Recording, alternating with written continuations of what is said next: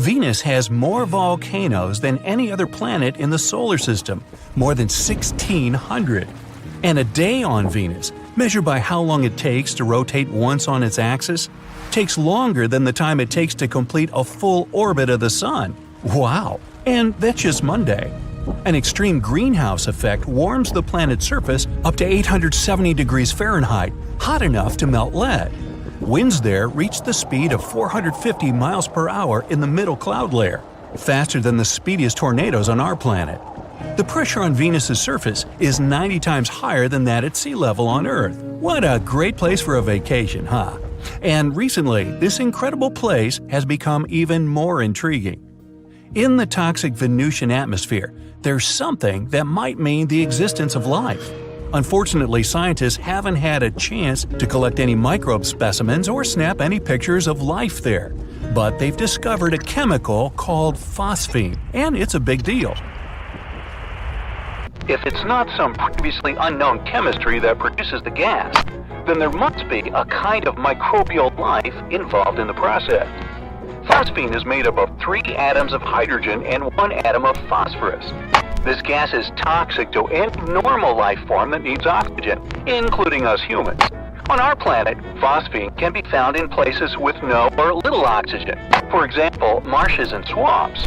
The gas is created by complex mixtures of bacteria living there. It can also be produced industrially. The weirdest thing is that phosphine isn't supposed to be in Venus's atmosphere at all. This gas needs precise pressure and temperature and tons of hydrogen to form. It wouldn't be all that surprising to find it on Saturn or Jupiter, the famous gas giants, but on Venus? Totally unexpected. There's no way phosphine can be produced naturally on this planet. Tiny amounts of it can be created during volcanic eruptions, lightning storms, minerals blown up to the surface, or meteorites entering Venus's atmosphere. But it's not nearly enough to explain what the astronomers have observed. It would only make 1/10,000th of the phosphine the telescope saw. But let's start from the very beginning. In 2017, a group of scientists led by Jane Greaves from Cardiff University started to use the James Clerk Maxwell Radio Telescope in Hawaii. That's a mouthful. The main idea was to search for phosphine gas. It would be a sign of life on Venus. When the data came back and the researchers analyzed it, they were shocked. The phosphine signal was powerful. The team checked the results several times. They wanted to make sure no other substance mimicked the presence of phosphine gas. So now, does it mean there's life on Venus? Well, not necessarily. If this gas is created by some mysterious organisms, it's a big question how they survive on Venus. On our planet, some microbes can thrive in the environments with the acidity of 5%, but no more. On Venus, though, clouds are almost entirely made of acid. And even though they have a rather pleasant temperature of 86 degrees Fahrenheit, these clouds contain more than 90% of sulfuric acid. DNA, amino acids, proteins, life components on Earth would be dissolved there in the blink of an eye. The surface of the planet is too hot for any kind of complex molecules to make up life. The Venusian atmosphere is almost 50 times as dry as the driest place on our home planet. There's a theory that microbes might hide in scarce water droplets floating in the atmosphere, but it hasn't been proved yet. Right now, the research team's waiting for more telescope time. They're going to look for other gases associated with life. But even if they find more evidence, life forms on Venus will be made up of building blocks absolutely different than those on Earth. Or they might be protected by a sulfuric acid-resistant shell. It can be made of such substances as sulfur, wax, graphite, or something else we can't imagine.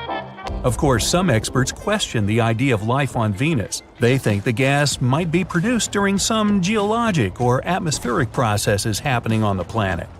But the supporters of both theories agree on one thing: the discovery is extraordinary. Interestingly, astronomers have always tried to find signs of life on giant planets' icy moons, or even closer, on Mars. But they've never seriously considered Venus. If additional telescope observations and future space missions confirm that phosphine is produced by living organisms, we can be in for a bunch of exciting surprises. Then people would know of a planet with an alien biosphere, well, alien to us, and this planet would be just next door to Earth. Now, speaking of visiting Venus, though, would it be possible for people to land on this planet? After all, robots are already tooling around the red planet surface. On the pro side, Venus is closer to Earth than Mars, but it also has much harsher conditions. The planet is hotter than Mercury, even though Venus is almost double the distance from the Sun. The temperatures are higher than the melting point of many metals, and some of them, like lead or bismuth, can fall as snow on the highest mountain peaks. If you set foot on the planet, you'll find nothing but barren rock. Giant basaltic plains are littered with volcanoes and mountains. In some places, the surface melts because of the heat underneath. After it releases some of it, the rock solidifies again. If people ever go to this planet, they will most likely build floating cities in the clouds of Venus's atmosphere. At about 31 miles above the surface, the conditions, like the pressure and gravity, are similar to those on Earth. The temperature is rather manageable too, at around 167 degrees Fahrenheit. Think Death Valley, California on a really hot day. The atmospheric pressure is half of what we have at sea level on our planet. If you went outside, you'd be fine without a pressure suit. The pressure you'd feel would be the same as at the top of Mount Kilimanjaro. Plus, this colony would be protected from the sun's radiation better than one on Mars. If the atmosphere was the mission's final destination, landing a spacecraft, or rather making it hover in the air, would look very different. The idea is to use an airship in the upper atmosphere for long periods of time. The airship, wrapped in an aeroshell, would enter the planet's atmosphere at a speed of 24,000 feet per second. In the next 7 minutes, its speed would drop to around 1,500 feet per second. After that, a huge parachute would open. It would slow the spacecraft down even more, and then things would get a bit hectic. The aeroshell, not needed anymore, would drop away. The airship would then inflate itself, all the while hurtling through the atmosphere toward the planet's surface. Its speed would be at least 330 feet per second. It would get larger and larger, and its drag and lift would increase. Soon, the parachute wouldn't be needed anymore. The crew would get rid of it, and the airship would fill with air completely. If everything went as planned, it would stop 30 miles above Venus's surface. After that, the airship would travel around the planet. It would be moved by the wind, which can reach a speed of 220 miles per hour at the top of the cloud layer. If you decided to move closer to the surface, though, you'd have to be extremely careful. The wind in the middle layer can get twice faster. The airship could be filled with a breathable mixture of hydrogen and oxygen gases. Such a combination would be less dense than the Venusian atmosphere. It would provide the needed buoyancy, to stay up there. Venus is famous for its super-dense clouds. These clouds make the planet shine bright enough to be seen from Earth. Venus reflects more than 75% of the light that comes from the Sun. This reflective cloud layer exists thanks to a haze of sulfuric acid droplets in the atmosphere, and they gather exactly at the height where the airship would float. Luckily, people already have a method to overcome the problem of acidity. A few materials, for example Teflon and some types of plastic, have an amazing acidic resistance. They could protect the outsides of the ship. So, let's say you needed to work on a platform outside. Then you'd be able to do it, wearing only a chemical hazard suit and carrying necessary oxygen supply. Ooh, sounds like fun, huh? Yeah, me neither.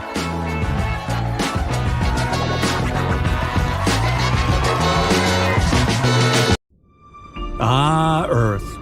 The third rock from the Sun. The blue planet. You get it. Its atmosphere is made up of around 78% nitrogen, 21% oxygen, and 1% argon, water vapor, and carbon dioxide.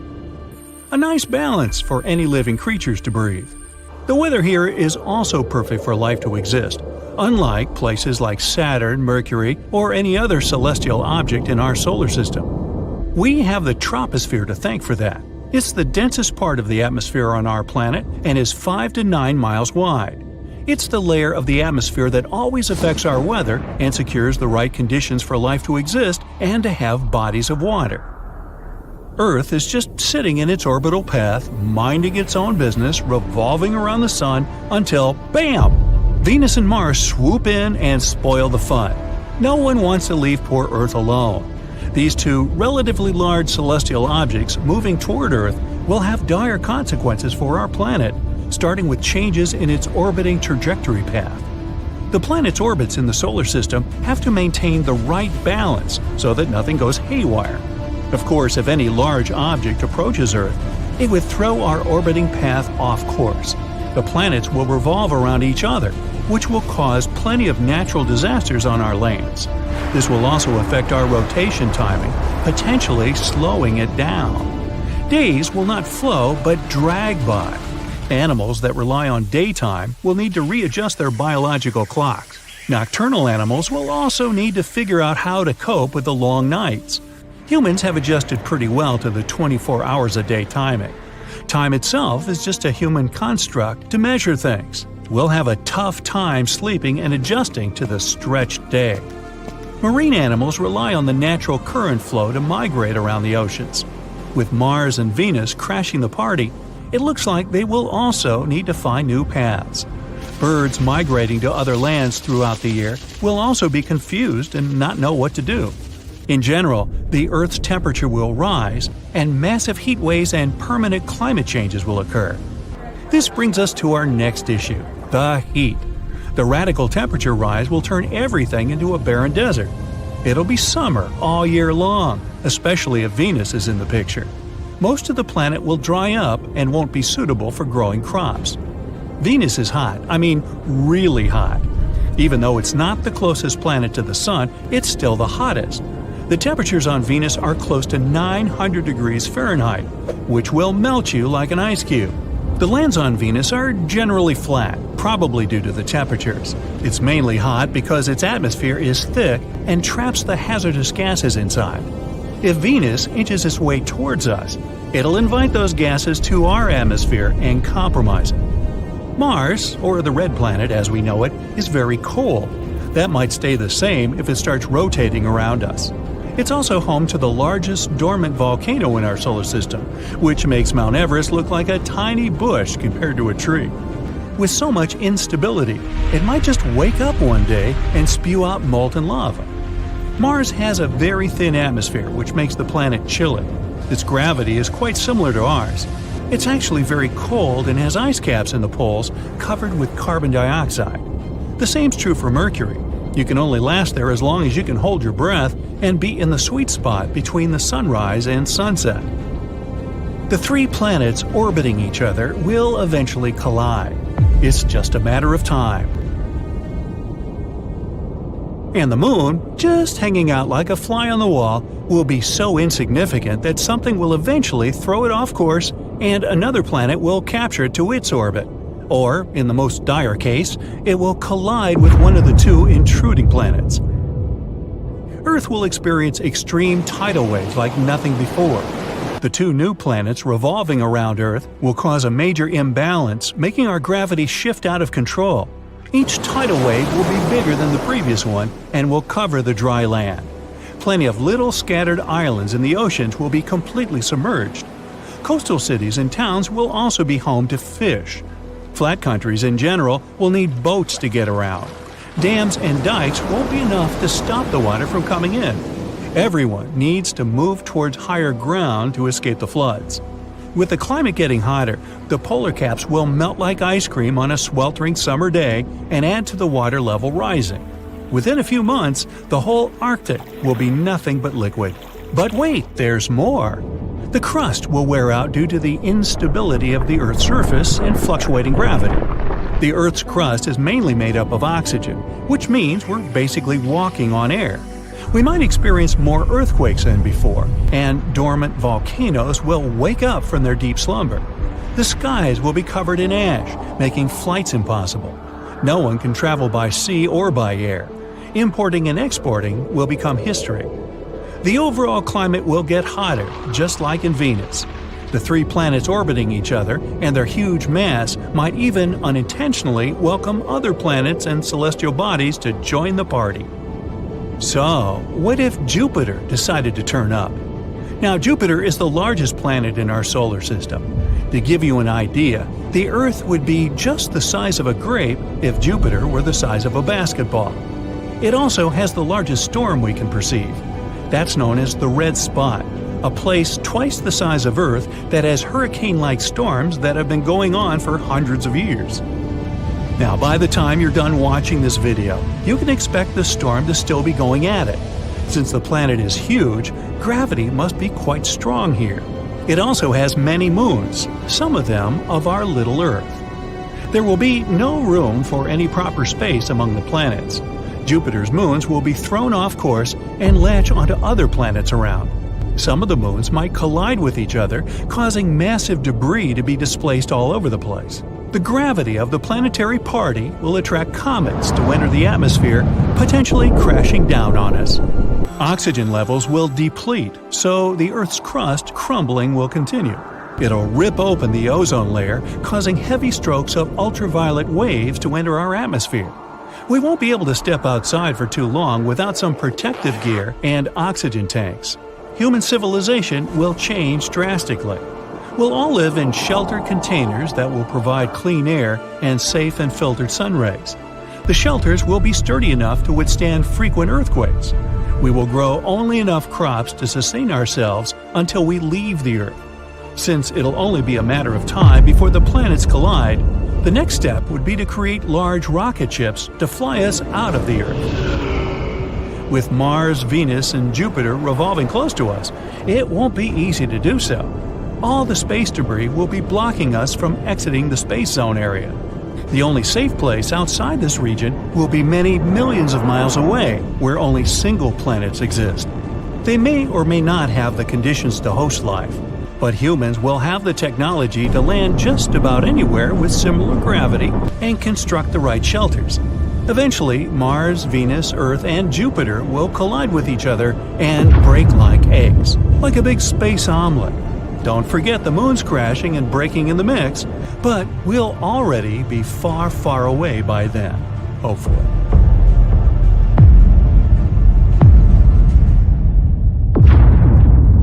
What would happen if our planet turned into two separate ones, one consisting entirely of land and the other one of water? Could we survive on any of them, and how? Well, you're lucky, because I'm going to answer this question right now. So let's imagine that our Earth has turned into two separate planets sharing one orbit. Let's call these hypothetical planets rock and water. I know, very original. Anyway, let's start with the rock because this one is much easier to imagine. All we should do is ask, what would happen if all the oceans on the Earth suddenly dried up? Now, we know that water is life. It covers 70% of the surface of our planet. There's so much water that even if all the oceans and seas disappeared, some of it would still be left in underground rivers, streams, and so on. But unfortunately, it would not be enough for us to survive. All sea creatures disappear. After some time, all other animals, plants, and of course, people share their fate. Completely dried forests burst into flames sooner or later and burn until there is nothing left but ashes. But hey, it's not that bad.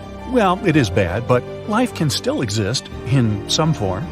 There are some bacteria that make cockroaches jealous. They're able to survive absolutely any conditions. For example, extremophiles have already evolved to live without water. These little guys can survive in an incredibly hot or acidic environment without water or even sunlight. Without them, the rock becomes an empty, lifeless planet. Although, who knows? Maybe someday extremophiles will be able to evolve into some wildly cool forms that can survive literally anywhere. But for now, the rock is just a floating rock, basically. Oh wait, did you imagine a hot desert or some sort of red-hot steppes? Surprise, surprise! This planet is actually extremely cold.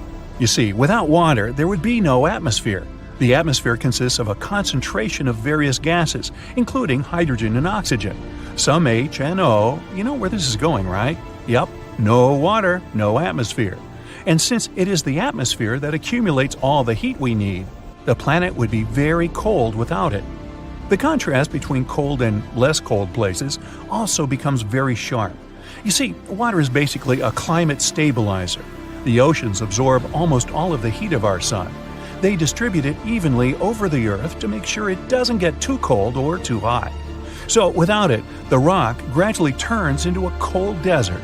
The average temperature on this planet is around minus 100 degrees Fahrenheit. At both poles, the temperature is extremely low, about minus 300 degrees. And even in the warmest places, it doesn't exceed 20 degrees. These warm places are now the former oceans because their dried up depths are located much closer to the hot core of the planet. Wait, I hope you don't imagine this planet as covered in snow either. We don't have any water at all, remember? It's just a very cold rock. At this point, we're just a bigger and browner version of the moon. The moon is basically a waterless piece of Earth after all. But hey, what happens to volcanoes? They're basically our last hope to stay warm, aren't they? Unfortunately, volcanic activity is decreasing due to a lack of water. You see, volcanoes and their eruptions happen because of the collisions of two tectonic plates, the oceanic and continental ones. The weight of the water presses on the oceanic plates. They go under the continental plates and form volcanoes. So if there's no water weight, then there's no volcanoes and volcanic activity drops significantly. The rock now is just a planet full of many incredible high mountains. And every time the tectonic plates collide, they form more and more of these mountains and trenches, including some very big ones, like the famous Mariana Trench. I would say, be careful not to fall, but hey, there's no one to fall there. Also, there's no weather anymore.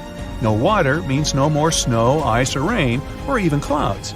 The wind would probably be quite strong, though. Well, that's the fate of the planet rock. Not very bright, so let's just go see how the water planet is doing. Many billions of years ago, I wasn't around then, our Earth actually was a planet entirely covered with water. Then, about 1 billion years ago, the sea level dropped, the land appeared. This has changed the atmosphere of our planet forever, and that's how life was born here. But what happens if it returns to its original state? Well, to answer that question, we should first learn more about the ocean planets. So, what does one of these look like? Oh, sorry, I almost forgot. We have no idea. We haven't found any planets of this type because they're incredibly rare. I mean, there is one planet that is low-key and could be called an ocean planet. Yeah, I'm not even going to try and pronounce that. Still, even this one doesn't look the way you probably imagine. The water on it is in a very weird, unique state. Scientists have called this hot ice or superliquid water, and we've never seen anything like this before. In general, though, the actual ocean planets are very hard to find due to many physical reasons. These planets require very specific temperatures, pressures, and so on. But alright, just hypothetically, what would such a planet look like? Well, first of all, of course, it cannot be made entirely of water. I hope you didn't actually think that there could be just some gigantic water blob spinning around a star. It should still be a planet with a core and some kind of foundation. So let's just imagine that all the water on the former Earth has mixed into one giant salty ocean. Wow, that would be a dream come true for the sea creatures, but not for the rest of us. The only animals that could survive in this situation, except fish, are probably the birds that can swim and feed on fish. Now, I think even if the sea level rose significantly, at least a couple of islets could still stay above the water. Such islands would be the former peaks of huge mountains like Mount Everest. So if these birds build their nests there, they can even survive for some time. But what about you and me? Well, we still have a chance. If we had enough time to prepare for the huge flood, we could stay safe either in giant submarines or on giant ships. We can grow food on board and fish from the ocean. But without the Everest Islands, we are unlikely to last long. If something breaks and we have nowhere to dock, we won't be able to fix it. Unfortunately, we no longer have drinking water. Now we can get it only from rain or by filtering seawater. But we have to store it someplace, right? And all these water containers would take up a lot of space and be very heavy. But in general, planet water is not as bad as it might seem. It's quite warm. The average temperature here is about 50 degrees Fahrenheit. And the gap between the lowest and highest temperatures is minimal, from minus 20 degrees at the poles to 70 degrees at the equator. Compared to planet rock, this ain't bad at all. Planet water would also be slightly larger than the Earth in radius due to the volume of, yes, water. The density of this planet would be, on the contrary, quite low. The gravity could become a bit weaker, too. Now, as for both planets, if we place them in the Earth's orbit, after some time, they would still move away from each other and follow different trajectories. They would have aligned themselves not to collide with each other. On one of them, the year would last 12 months, and on the other one, 10 or 11. And that's about it. A fun fact: all of this can actually happen in the future. First of all, the Earth's crust is gradually becoming thinner. Hey, I like thin crust. On my pizza. On my planet, not so much. So, one day, water can really flood our entire land. On the other hand, in a couple of billion years, when our sun begins to expand and turn into a red giant, all the oceans on our planet will really dry up. Alright, take a deep breath and shake it out. That's enough of this grim fairy tale. It's a waste of time to worry about such things so far off when, today, I can't find my wallet anywhere. I thought I put it over here. TRES-2b, or not to be, is a planet where night never ends. And it's not your regular night with stars shining in the beautiful skies. Here it's pitch dark and scorching hot. TRES-2b is a gas giant, roughly 1.5 times more massive than Jupiter, and its surface absorbs light better than charcoal. It might also have a faint dark red glow because of its burning air, which is as hot as fresh lava. Lovely. In the star system of 55 Cancri, there are 5 planets, 4 of which are gas giants similar to Jupiter and Saturn. But the 5th one, or rather the first because it's closest to the star, is different in a most horrible way. 55 Cancri e is so close to its sun that half the planet's surface is a literal ocean of molten lava. The other half is in eternal darkness because it never sees the sun. The planet is always turned to its star on one side, and between the scorching and the dark, there's the twilight zone, a thin strip of gloomy nothingness. That's a getaway spot. HD 189377b, I'm not going to say that again, is the only exoplanet in the orbit of its star, and at first glance it looks quite pretty, blue and white swirls making up wondrous patterns on the surface. But these pleasant colors actually come from hard silicate particles in the planet's atmosphere, which means it rains glass here. But the worst is that winds reach the speed of 5,400 miles per hour, or almost Mach 7. Well, for comparison, the fastest wind speed on Earth was 254 miles per hour, over 20 times less. Thus, the glass falling from the sky travels horizontally at hypersonic speeds, shredding everything in its path. Better duck. The next system, whose name I won't even try to pronounce, this one, has 3 exoplanets, which are all being slowly destroyed by their own star. It happens because that star is not a regular. It's a pulsar, a rapidly spinning core of an exploded star. It creates powerful electromagnetic pulses in several directions while rotating at several thousand times per second.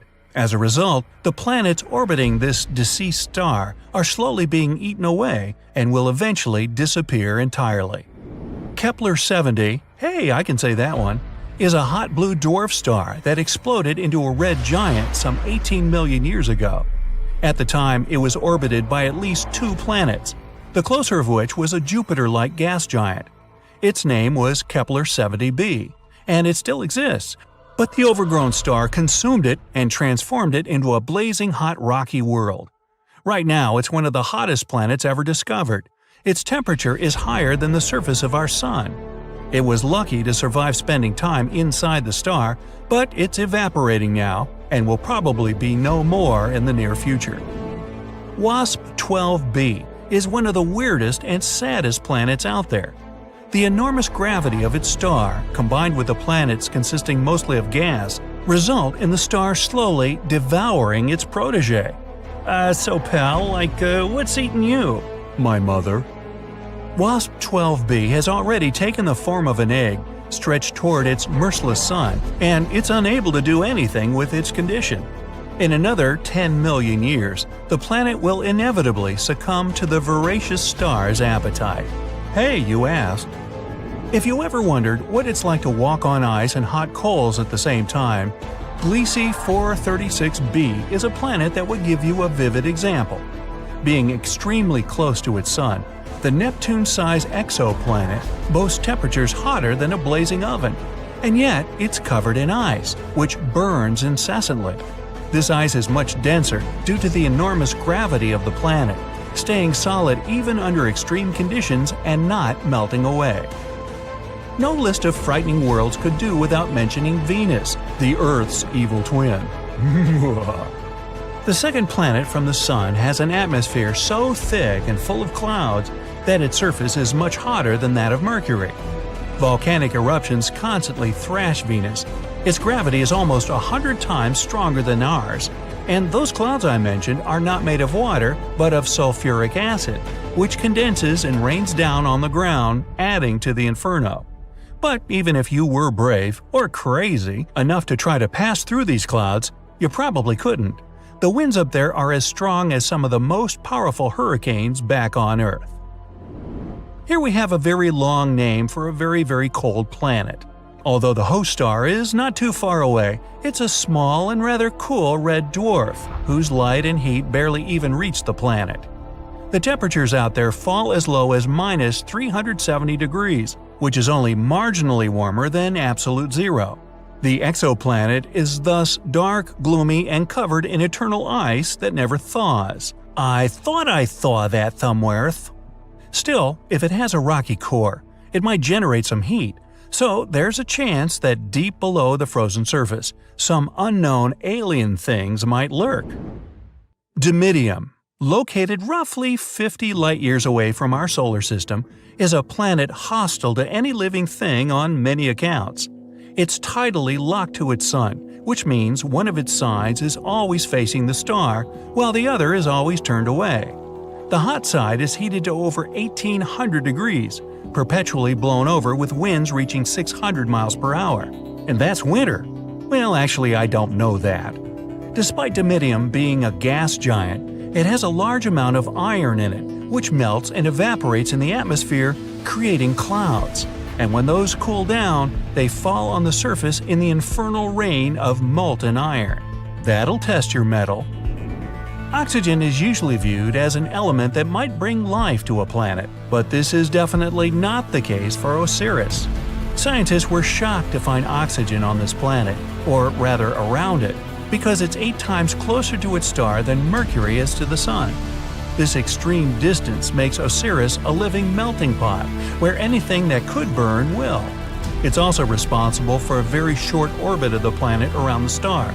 A year on Osiris is just 3.5 days on Earth. To boot, the atmosphere of the planet is constantly blown and melted away by the heat from its sun. Vacation? Nah, let's keep looking.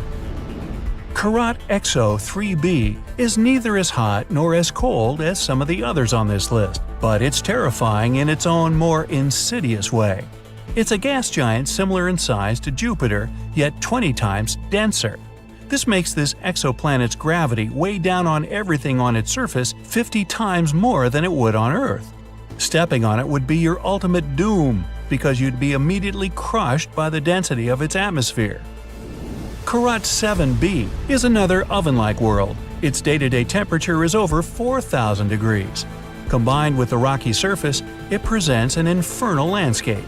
The rocks on the ground bubble and boil, evaporating in the atmosphere, where they cool down and eventually fall back on the surface in a brimstone rain. The saddest thing about Karat 7b is that it might have once been a gas giant whose atmosphere melted away from the heat, leaving only the scorched core. Now picture a strange world where molten metal falls from the sky, a planet where it rains glass sideways, a place where the winds are many times the speed of sound. Even though these planets sound like stuff from a nightmare, they do exist. Would you survive on any of them? Nope. But come on, let's see why. Now brace yourself, and I mean it literally, because WASP 127b is terrifyingly windy. On Earth, our most powerful storms produce winds around 200 miles per hour. And even Neptune, the windiest planet in our solar system, tops out at about 1,100 miles per hour. But on 127b, winds dash across the equator at a staggering 20,500 miles per hour. That's 35 times faster than a jet and faster than the speed needed to orbit the Earth. 127b orbits a star similar to our Sun, but it's super close to its parent star, only 4.3 million miles away. That's why it takes just 4.2 days to make a full orbit. The heat there is insane. Cloud tops reach 1800 degrees Fahrenheit, which is enough to melt almost, anything. And 127b is supermassive. Well, kind of. It's a gas giant with a diameter 1.3 times that of Jupiter, but only 1/6 of Jupiter's mass, which makes it a giant, hot, puffy balloon floating in space. The planet's atmosphere is so expanded that it's basically a boiling, raging storm globe, completely unlivable. If you somehow ended up on 127b, survival would be, impossible. The winds would toss you around, the extreme heat would cook you, and the planet itself would offer no solid ground to stand on. You wouldn't be able to breathe, move, or survive even for a second in these extreme conditions. But shockingly, that's not the worst planet you could land on. Imagine a world where it literally rains iron. This is WASP 76b, a planet so close to its star that the day side scorches at over 4,300 degrees Fahrenheit, hot enough to vaporize metals into gas. The night side is cooler, but still a blistering 2,500 degrees. Such a temperature makes those metals condense into clouds and rain down, like molten malted milk balls falling from the sky. The planet orbits its star every 43 hours, and it's tidally locked, which means that one of its sides always faces the star. The winds on the planet are absolutely insane, blowing up to 11,200 miles per hour.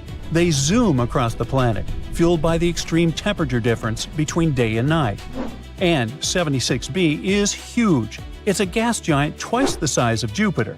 It's practically sitting on the edge of its star's outer atmosphere. Scientists say we don't fully understand the physics here.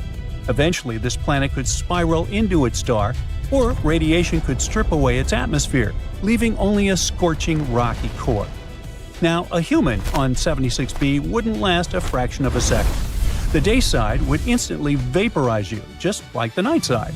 And don't forget about the winds. You'd be ripped apart before you even touch the ground, and iron rain would slam down around you like fiery pellets. Sounds like a place to avoid. Now, if you're looking for long-term real estate investments, avoid WASP 12b. This planet is over 1,300 light-years away in the Auriga constellation. It orbits its sun-like star extremely closely, completing one orbit in just over one Earth day, about 26 hours. The planet's surface temperature reaches nearly 4,600 degrees Fahrenheit. It is 40% more massive than Jupiter, but powerful tidal forces stretch it into a football shape. But the main problem is that the atmosphere of this planet has expanded to nearly 3 times Jupiter's radius and is being pulled onto the star. And that means the planet is slowly being destroyed. Astronomers think that in about 3 to 10 million years, the planet could be gone for good. They found a huge cloud of stuff flying off the planet, including chemicals never seen on other planets before. No one would survive on 12b. The surface temperature is hotter than molten lava or any furnace on Earth. Any protective suit would fail instantly. The atmosphere is being ripped away by the planet's star, so there's no breathable air, just superheated hydrogen and helium streaming away into space. Plus, the gravity is extreme, so moving there would be, impossible. In any case, you would be vaporized almost instantly before trying to take a step. But however bad this planet sounds, the next world on our list beats it, because it rains glass on this planet. HD 189733b, I'll just nickname it Bubba, is a truly terrifying place, just 64.5 light-years from Earth. It's a gas giant, slightly bigger than Jupiter, and about 11% wider. But don't let that fool you. This world is a nightmare. Winds roar across the planet at up to 5,400 miles per hour, which is about 7 times the speed of sound. Temperatures soar between 1,600 and 2,200 degrees Fahrenheit, hot enough to melt metal. The planet also spins incredibly fast, completing one orbit in just 2.2 days. It races around its star at roughly 341,000 miles per hour. Its cobalt blue color comes not from water, but from a scorching, hazy atmosphere filled with silicate clouds. These clouds can condense into glass, and the planet's hurricane-force winds likely fling it sideways, making the rain fatal.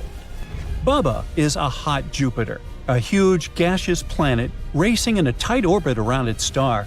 It's also one of the most extreme, hostile worlds astronomers have ever found.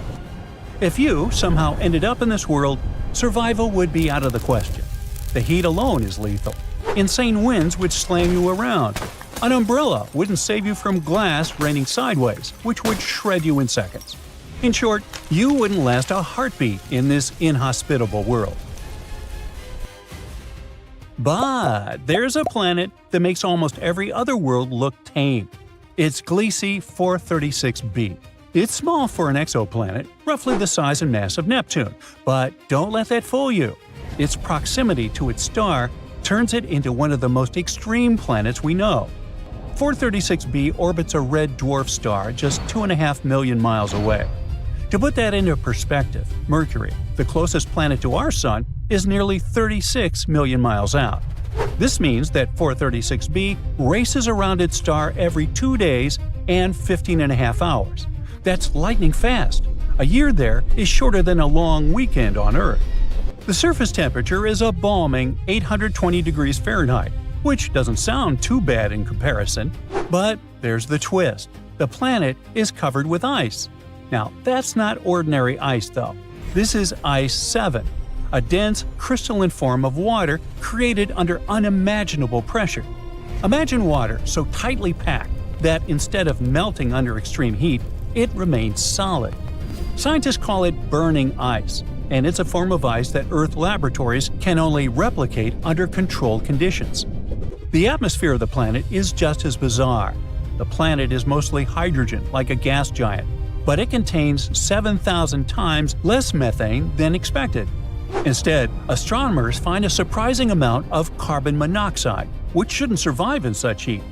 To make it even stranger, 436b is losing its atmosphere. The planet is wrapped in a huge cloud of hydrogen, probably pushed out by the strong gravity from being so close to its star. This cloud is 50 times bigger than the star itself. Unlike a comet's tail, it doesn't get blown away. It follows the planet.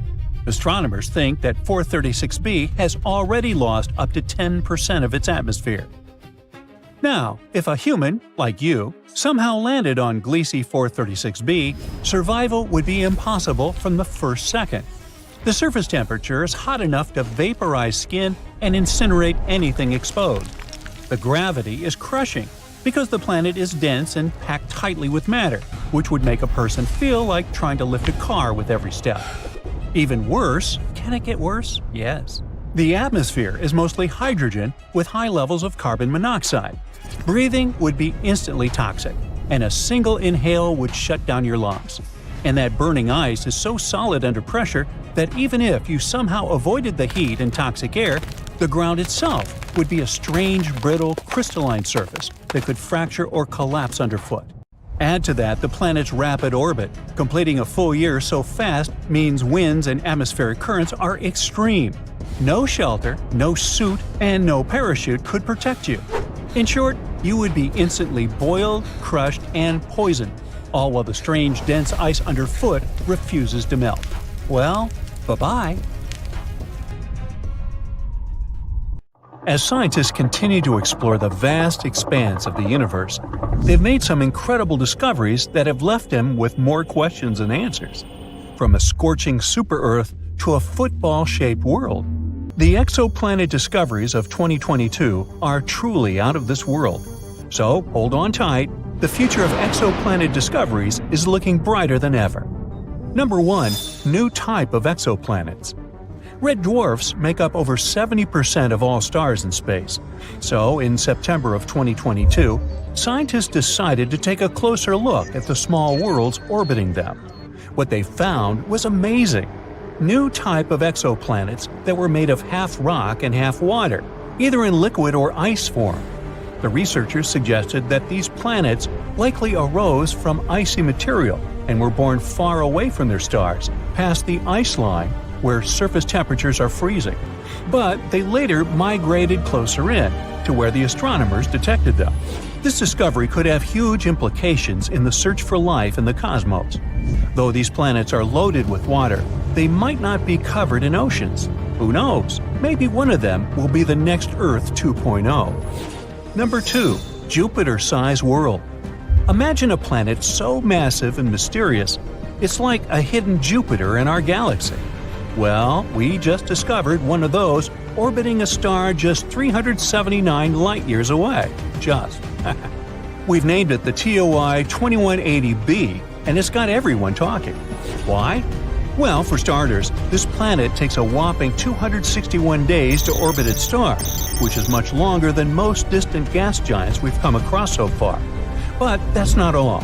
The temperature on this world is surprisingly mild, averaging at a balmy 170 degrees Fahrenheit. For comparison, the temperature on Jupiter and Saturn is around minus 280 degrees. It's like a bridge between the giant exoplanets we've found and our Jupiter. But the question remains, how did this planet get to be so different? Scientists are still trying to figure that out. Let's hope that we get some answers soon. Number 3. The Hulk planet. This world is a place where the surface is covered in molten magma, and the year lasts just half a day. Welcome to TOI 1075b, an exoplanet that's been dubbed the planet Hulk by scientists. Located 200 light-years away, this super-Earth is one of the most massive ever discovered. Its proximity to its parent star causes its surface to reach scorching temperatures of 1922 degrees.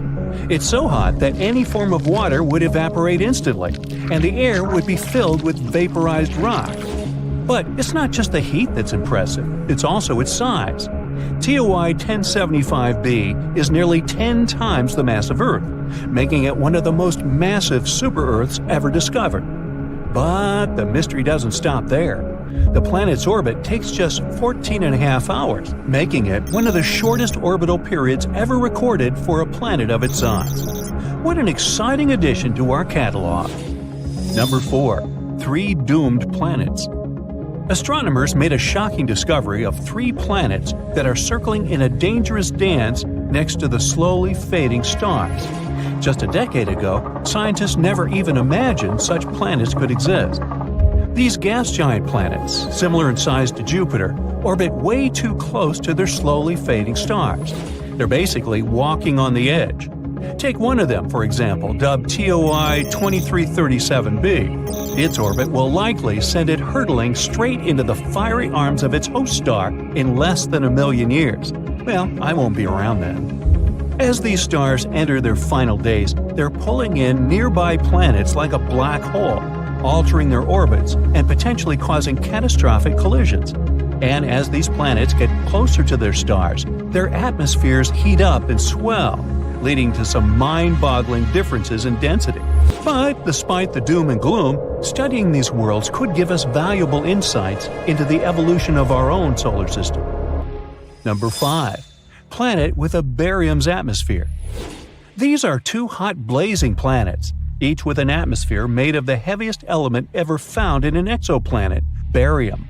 These planets, known as WASP-76b and WASP-121b, are ultra-hot gas giants called super-Jupiters that orbit incredibly close to their stars. These planets are basically like giant balls of fire, with one side facing the star, cooking at temperatures hot enough to vaporize iron and other metals. But as the hot iron vapor is blown into the planet's cooler night side, it turns into liquid and falls as iron rain. And these planets held a special surprise for us. Barium is a heavy metal, about 2.5 times as heavy as iron. And yet, scientists were able to detect it in the upper layers of these planets' atmospheres. This is truly a mystery, and a puzzle we're still trying to solve. Imagine landing on a planet like this and looking at this rain of iron and the heavy barium in its skies. That would be awesomely horrifying. Number 6. The Football Planet.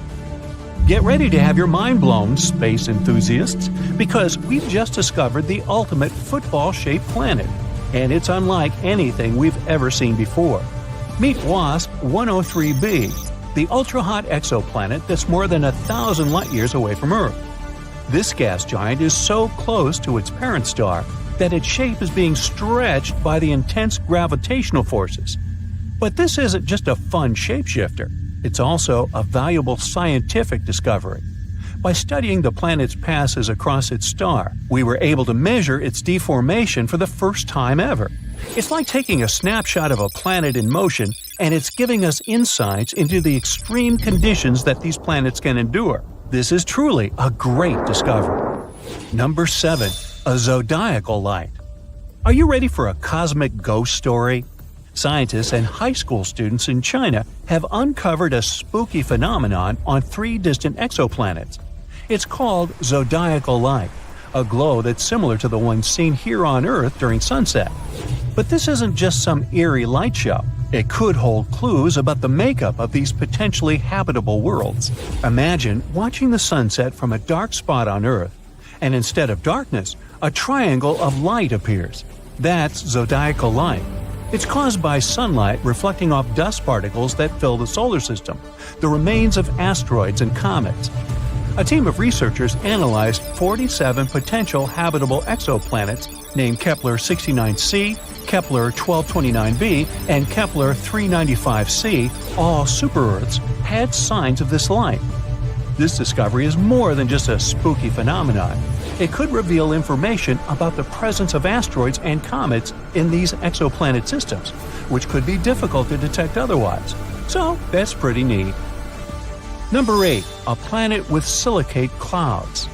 Introducing VHS 1259b, not a home video recording system, but a strange and exotic world shrouded in mystery and wonder. A place where the clouds are made of sand and the sky is forever red.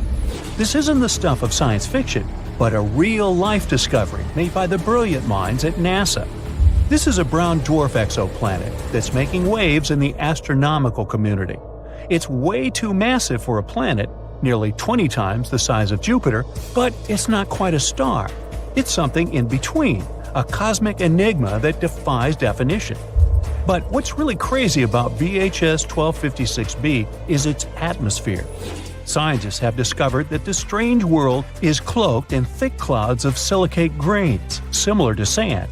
It's the first time this kind of cloud has ever been detected on an exoplanet.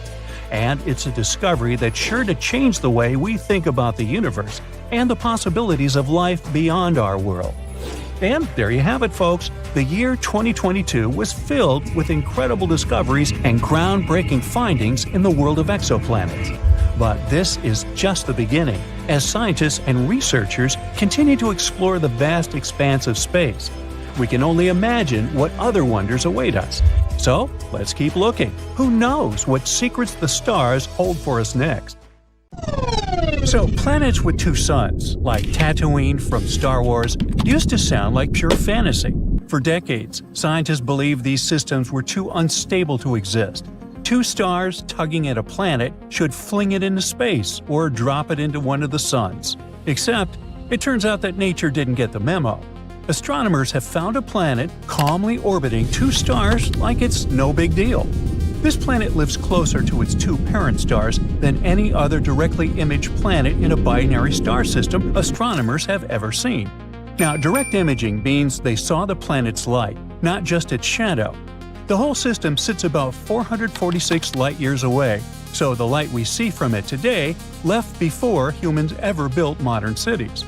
This space monster is roughly 6 times the mass of Jupiter. And even more surprising, the planet is only about 13 million years old.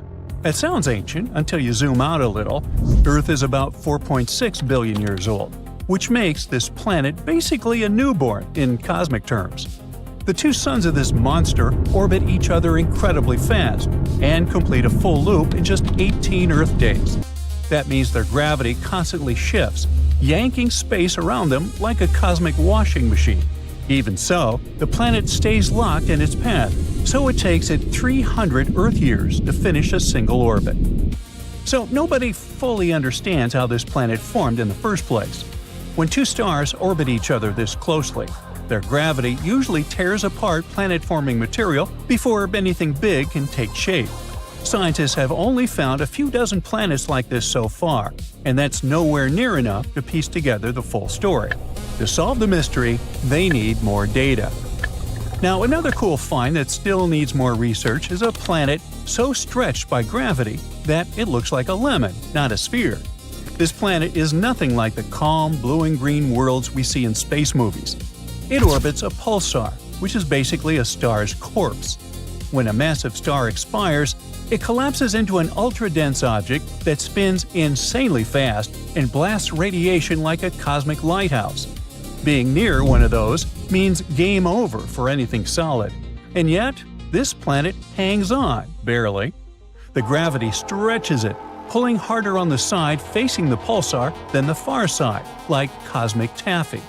And here's where it gets extra unsettling. When scientists analyzed this planet's atmosphere, they didn't find water or oxygen.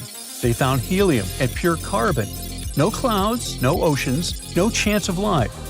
According to everything we know about planet formation, this world shouldn't exist at all. So it might not be a planet in the normal sense. It could be the exposed core of a star that got shredded, leaving behind something stuck between planet and stellar corpse. That's a pretty scary trend. The line between planets and stars keeps getting blurry. And speaking of scary, meet this guy. This system lives around two red dwarf stars. These two stars orbit each other at a distance similar to how far Jupiter sits from the Sun. Scientists found two Earth-sized planets and a third possible one squeezed right up next to the stars. One planet completes a full year in just over 2 days. Another takes about 3.5 days. The candidate planet orbits even faster. To put that in perspective, these planets sit less than 2 million miles from their star. The Moon sits about 250,000 miles from Earth. So yeah, these worlds are close. When they combined data from space and ground-based telescopes, astronomers realized they were staring at something totally new – planets that transit or pass in front of both stars.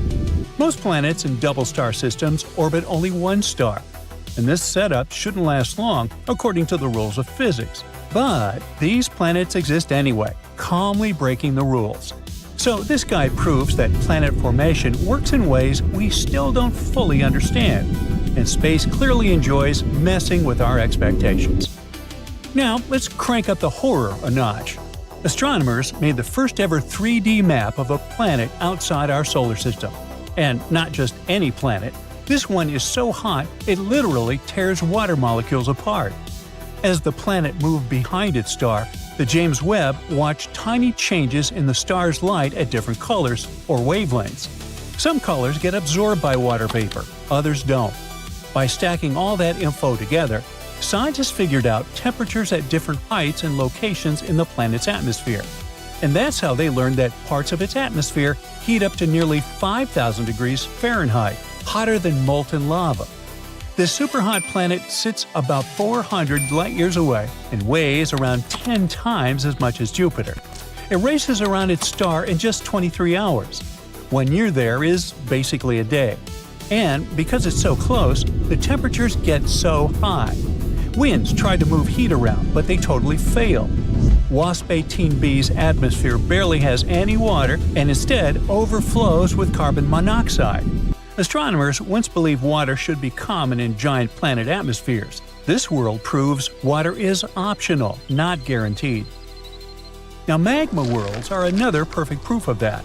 There's a huge group of planets called sub-Neptunes, planets bigger than Earth but smaller than Neptune. For a while, some scientists hoped these worlds were Haitian planets, covered in deep oceans of water or ice, wrapped in thick atmospheres.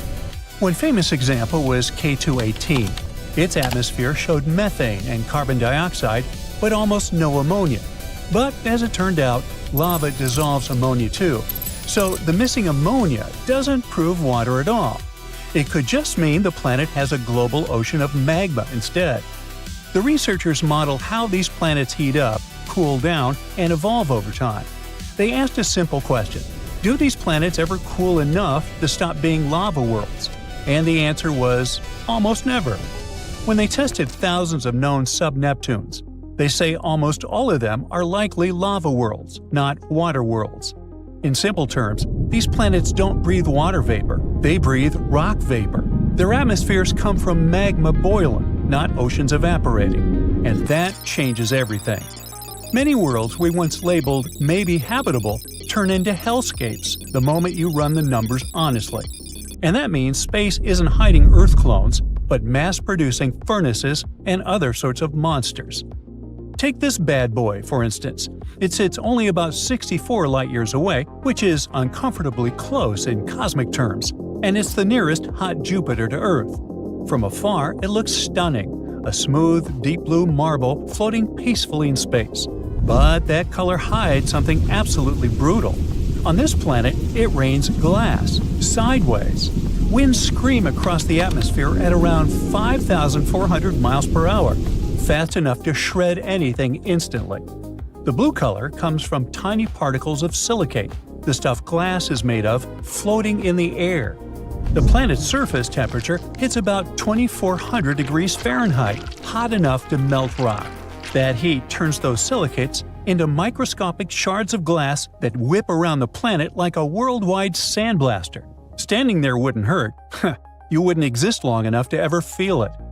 And then there's the darkest planet ever found. It reflects less than 1% of the light that hits it. It's darker than coal, darker than black paint. Light just disappears into it. Not all planets even bother with stars at all. Astronomers have found rogue planets, worlds kicked out of their solar systems. These lonely planets drift through space in total darkness, frozen and untethered, with no sunrise ever again. Now, all of this shows us that our universe isn't designed for life.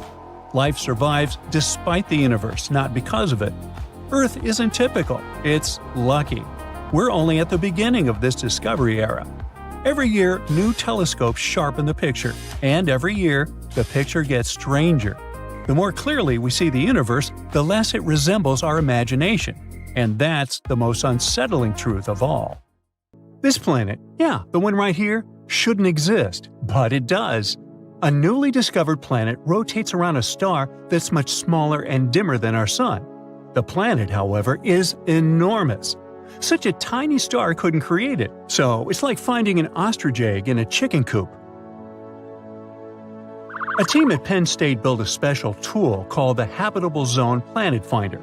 It's an instrument that's supposed to find planets around dim, cool stars. It's connected to a big telescope in Texas.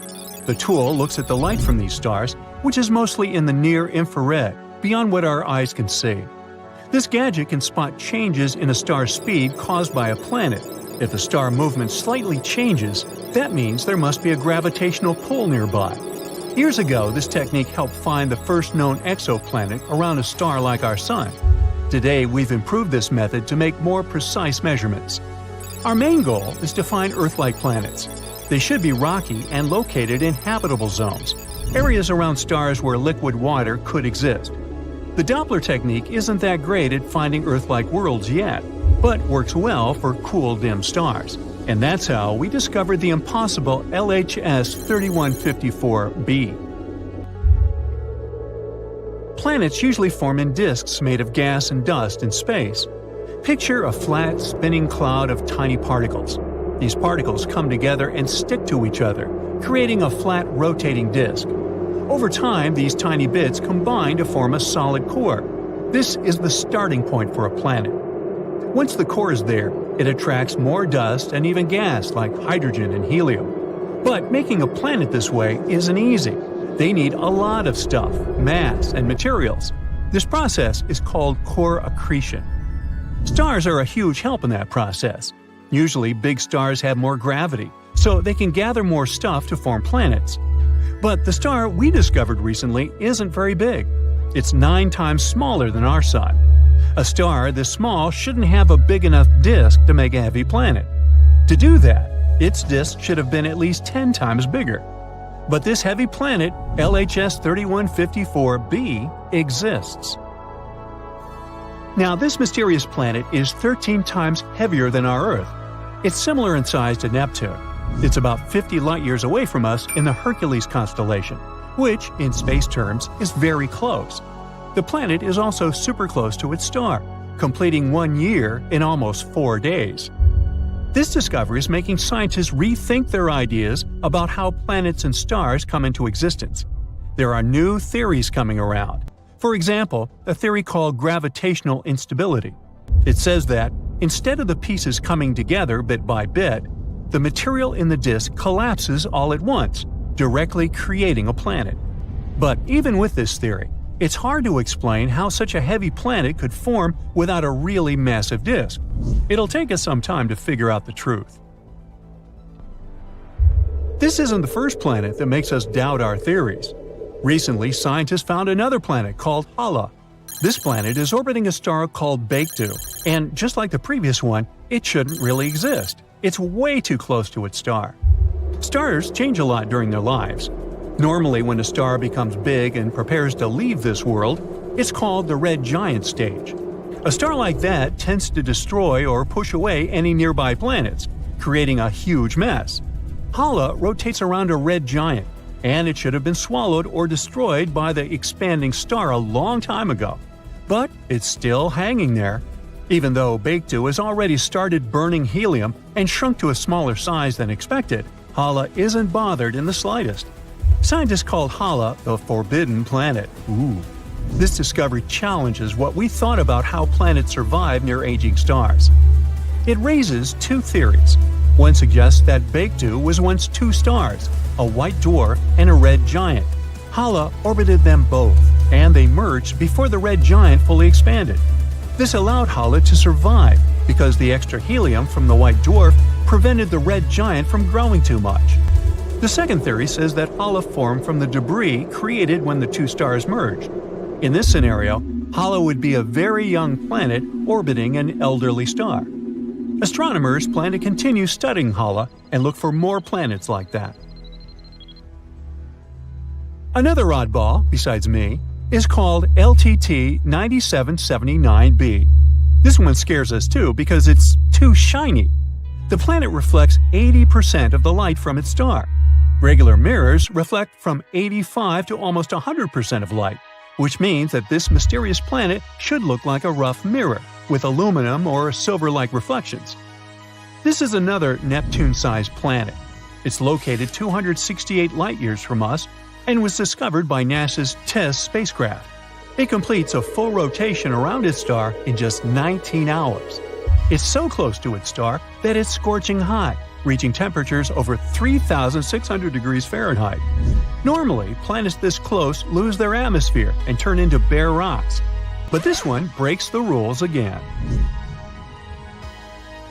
Now this time, we know the secret of its survival. It's because of the planet's shiny metallic clouds, which are made of glass and titanium salt. These clouds rain titanium onto its hot surface. They also reflect a lot of the light, preventing the planet from getting too hot and losing its atmosphere. It's like having a mirror shield.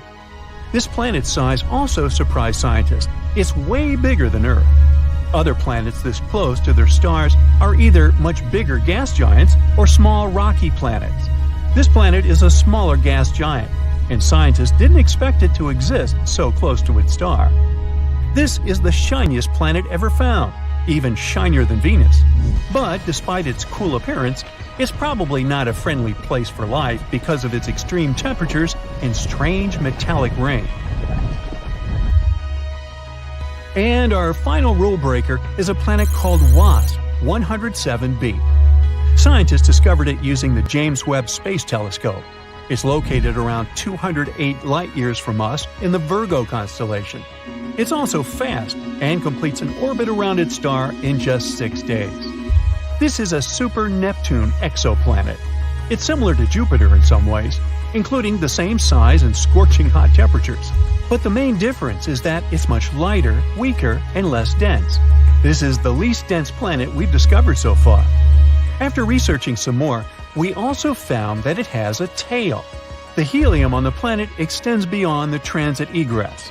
The planet is slowly losing its atmosphere due to extreme ultraviolet radiation from the star. This creates a comet-like tail.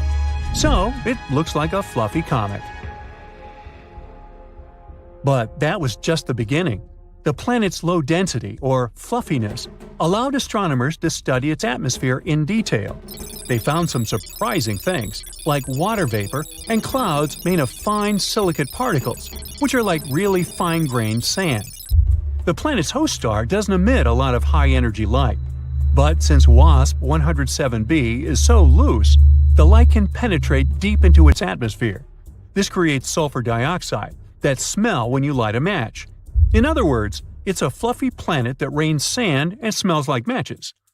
The researchers think the sand clouds in the atmosphere form in a similar way to clouds on Earth. They just have droplets of sand instead of water. These sand droplets condense, fall, turn into silicate vapor in hot layers within the planet, and then rise again to form clouds once more. And, once again, this planet couldn't have formed in its current spot. Astronomers say that it likely moved closer to its star from a birth orbit because it was attracted by some heavier neighbor. It also follows a retrograde orbit, meaning it orbits in the opposite direction to its star's rotation.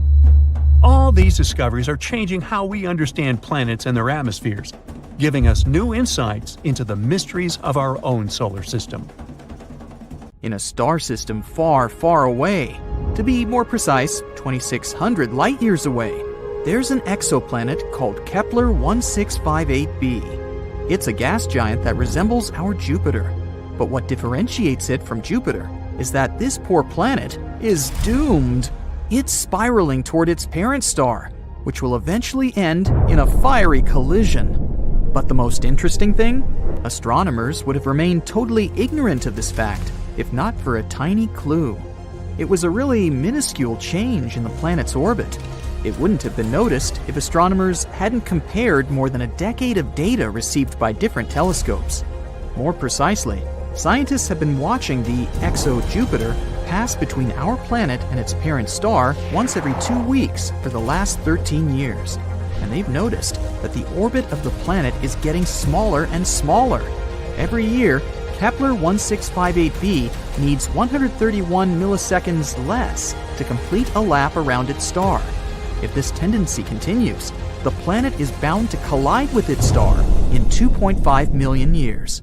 Even before this discovery, computer models predicted that some planets could meet their end by crashing into their stars. But this is the first time when astronomers have some real proof of such an outcome by measuring almost imperceptible changes in a planet's orbit.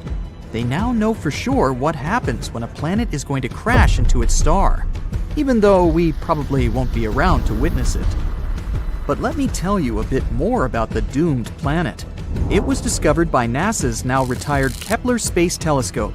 It was launched in 2009, and its mission was to find planets orbiting other stars, aka exoplanets.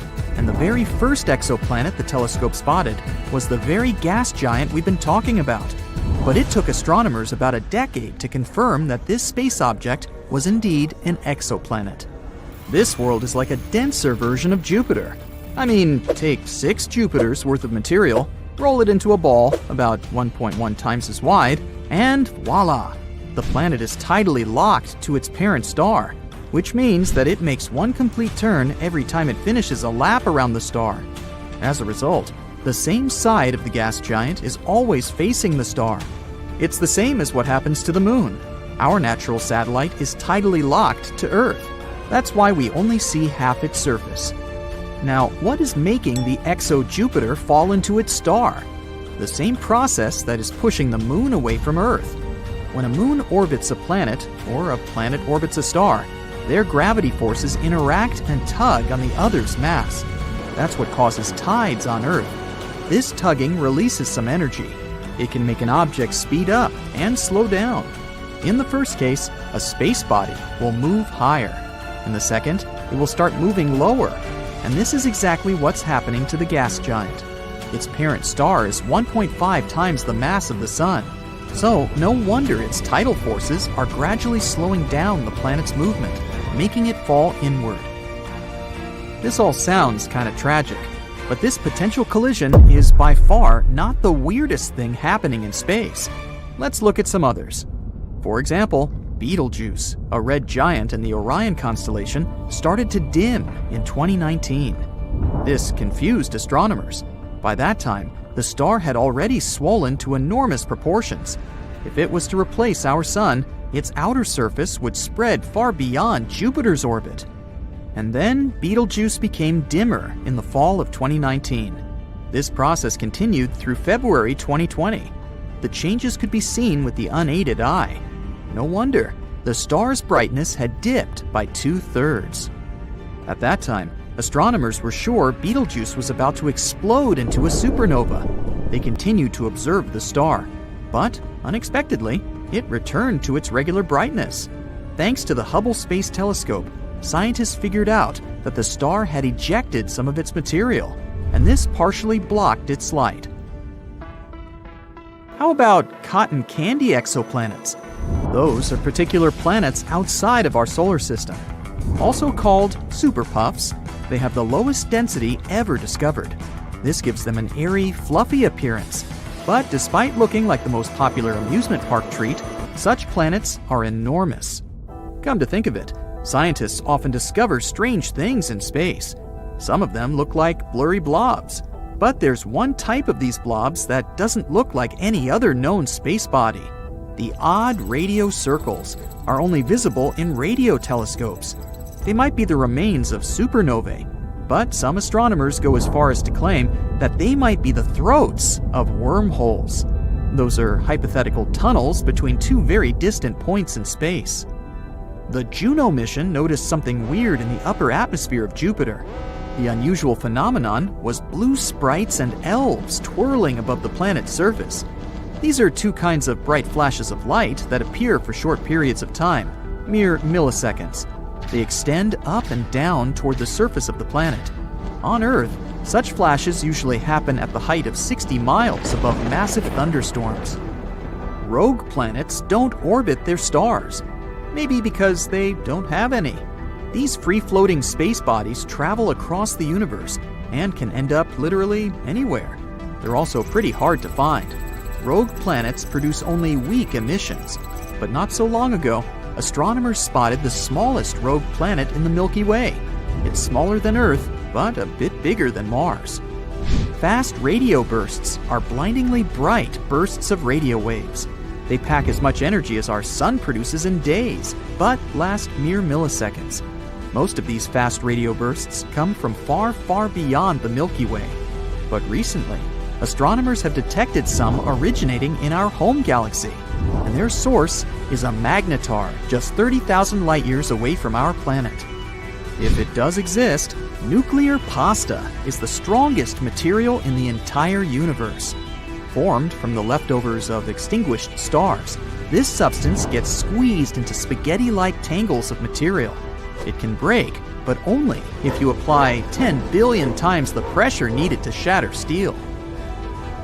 Not so long ago, scientists discovered that one of the most massive stars in the neighborhood had just disappeared. It was a star 75 million light-years away from Earth. Normally, it'd be too far away for astronomers to clearly see individual stars, but only unless they're huge. And the star we're talking about was enormous. It was shining 2.5 million times brighter than the sun. For the last time, astronomers saw the star in 2011. They decided to examine it more closely several years later, but it was already too late. The star had vanished. Such massive stars usually go out in extremely bright supernovae, but astronomers noticed nothing like that in this case. There's a theory that the star collapsed into a black hole without triggering a supernova first. It does occur among stars approaching the end of their lives, but very, very rarely. There are black holes, and there might be mini black holes, even though their existence hasn't been proven yet. Unlike their massive siblings, hypothetical mini black holes could be really tiny, not bigger than an atom. Their mass can vary, but just one minuscule thing might have the mass of 1,000 sedans. One theory claims that tons of micro black holes could have been created right after the Big Bang and the beginning of the universe. Some scientists even go as far as to say that a couple of mini black holes pass through our planet every day. More than 7,000 light-years away from Earth, there is the Eagle Nebula, a young cluster of stars just 5.5 million years old. The Hubble Space Telescope managed to take an image of several dark silhouettes near the nebula's center. Those are the so-called pillars of creation, an active star-forming region. Look, how cool is that?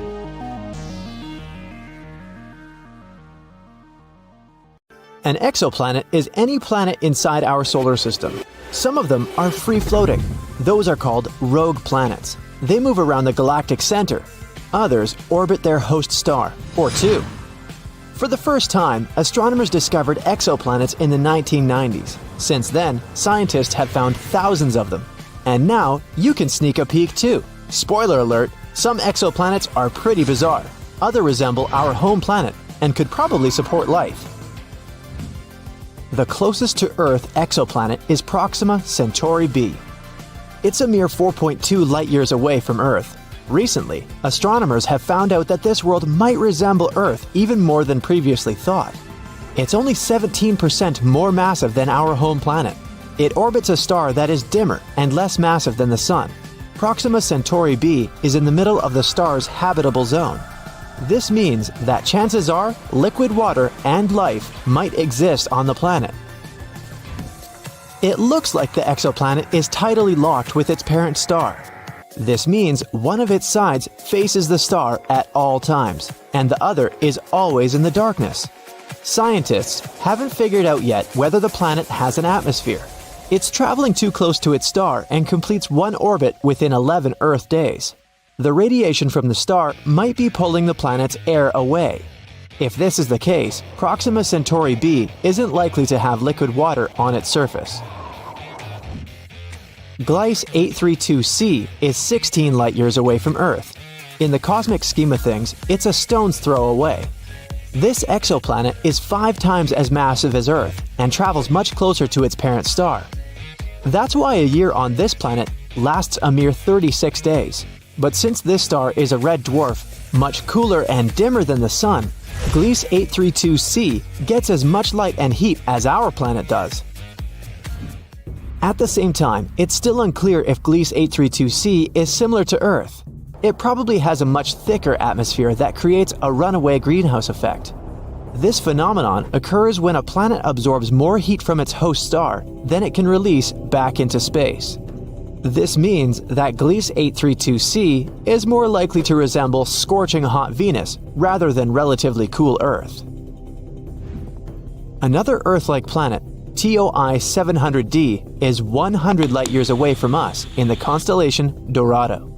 It orbits a small and rather cool dwarf star that is about 40% of the mass and size of the Sun. Its surface temperature is half as high as that of our star. The outermost planet, which is the very TOI 700d, is almost the size of Earth. It also sits in the habitable zone of its parent star. No flares from TOI 700 reach the planet. This increases the chances of the exoplanet being habitable.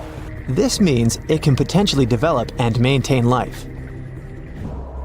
Scientists don't know for sure the exact conditions on the surface of the planet, but one of the computer simulations they've created shows a planet covered with an ocean. It has a very dense atmosphere dominated by carbon dioxide. Astronomers think a similar atmosphere surrounded Mars when it was a young planet. But another 3D model shows TOI 700d as an all-land, cloudless world. That's what our Earth would probably look like if it wasn't covered with oceans.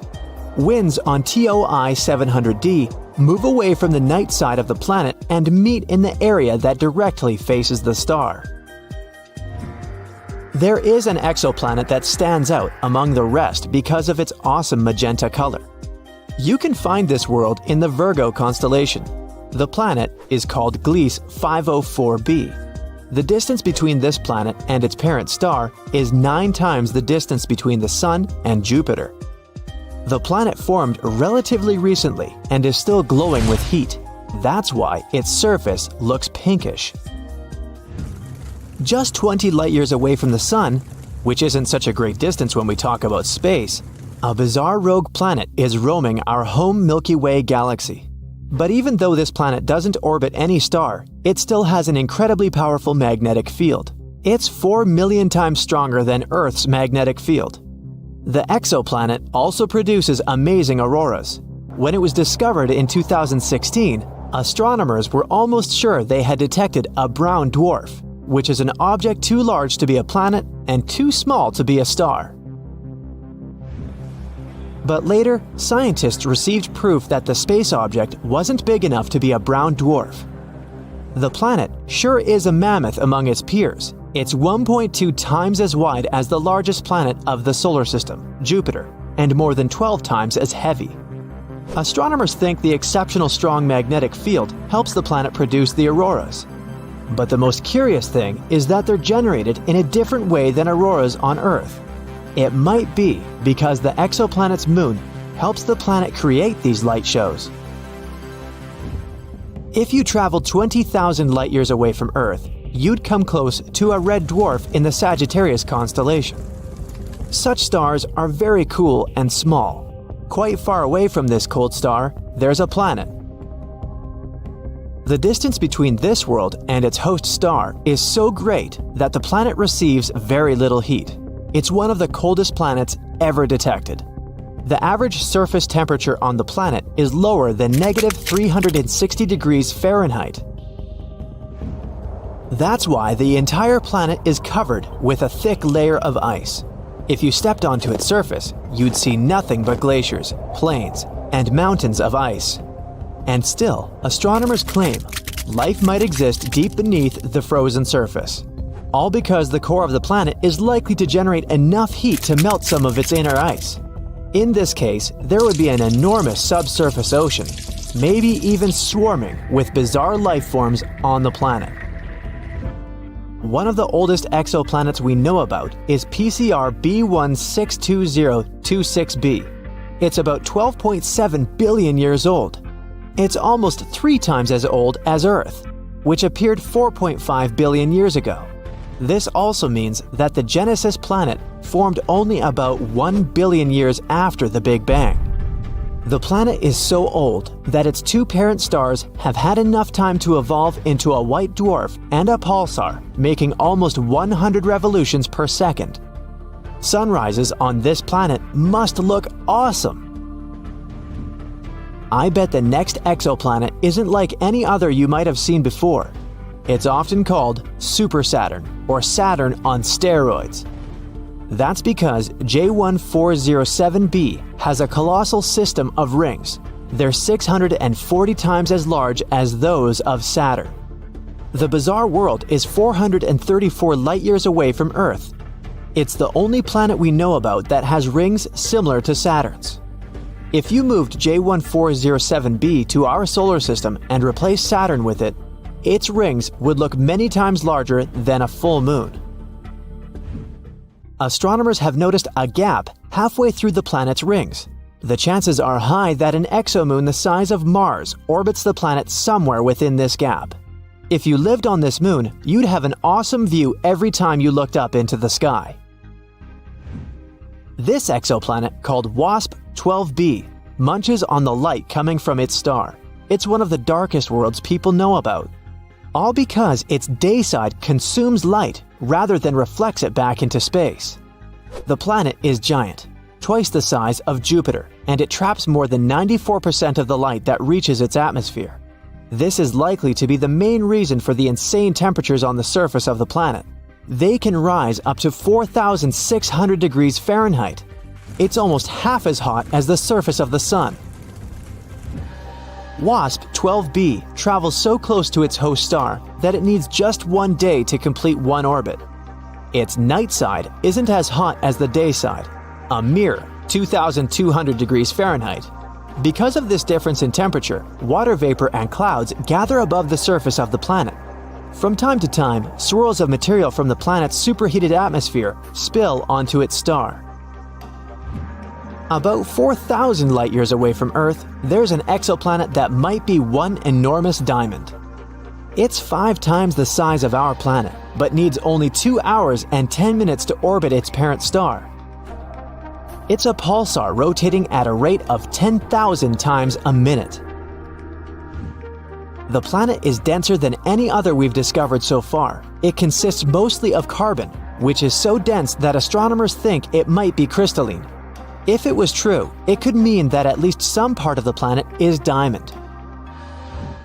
On WASP-76b, it rains iron on the night side of the planet, and the temperature on the daytime side rises up to 4,300 degrees Fahrenheit. That's hot enough to vaporize most metals. This exoplanet is a bit smaller than Jupiter and located 640 light-years away from Earth. Such terrifying weather conditions in this world are caused by its unusual orbit. The distance between WASP 76b and its parent star is 10 times shorter than the distance between Mercury and the Sun.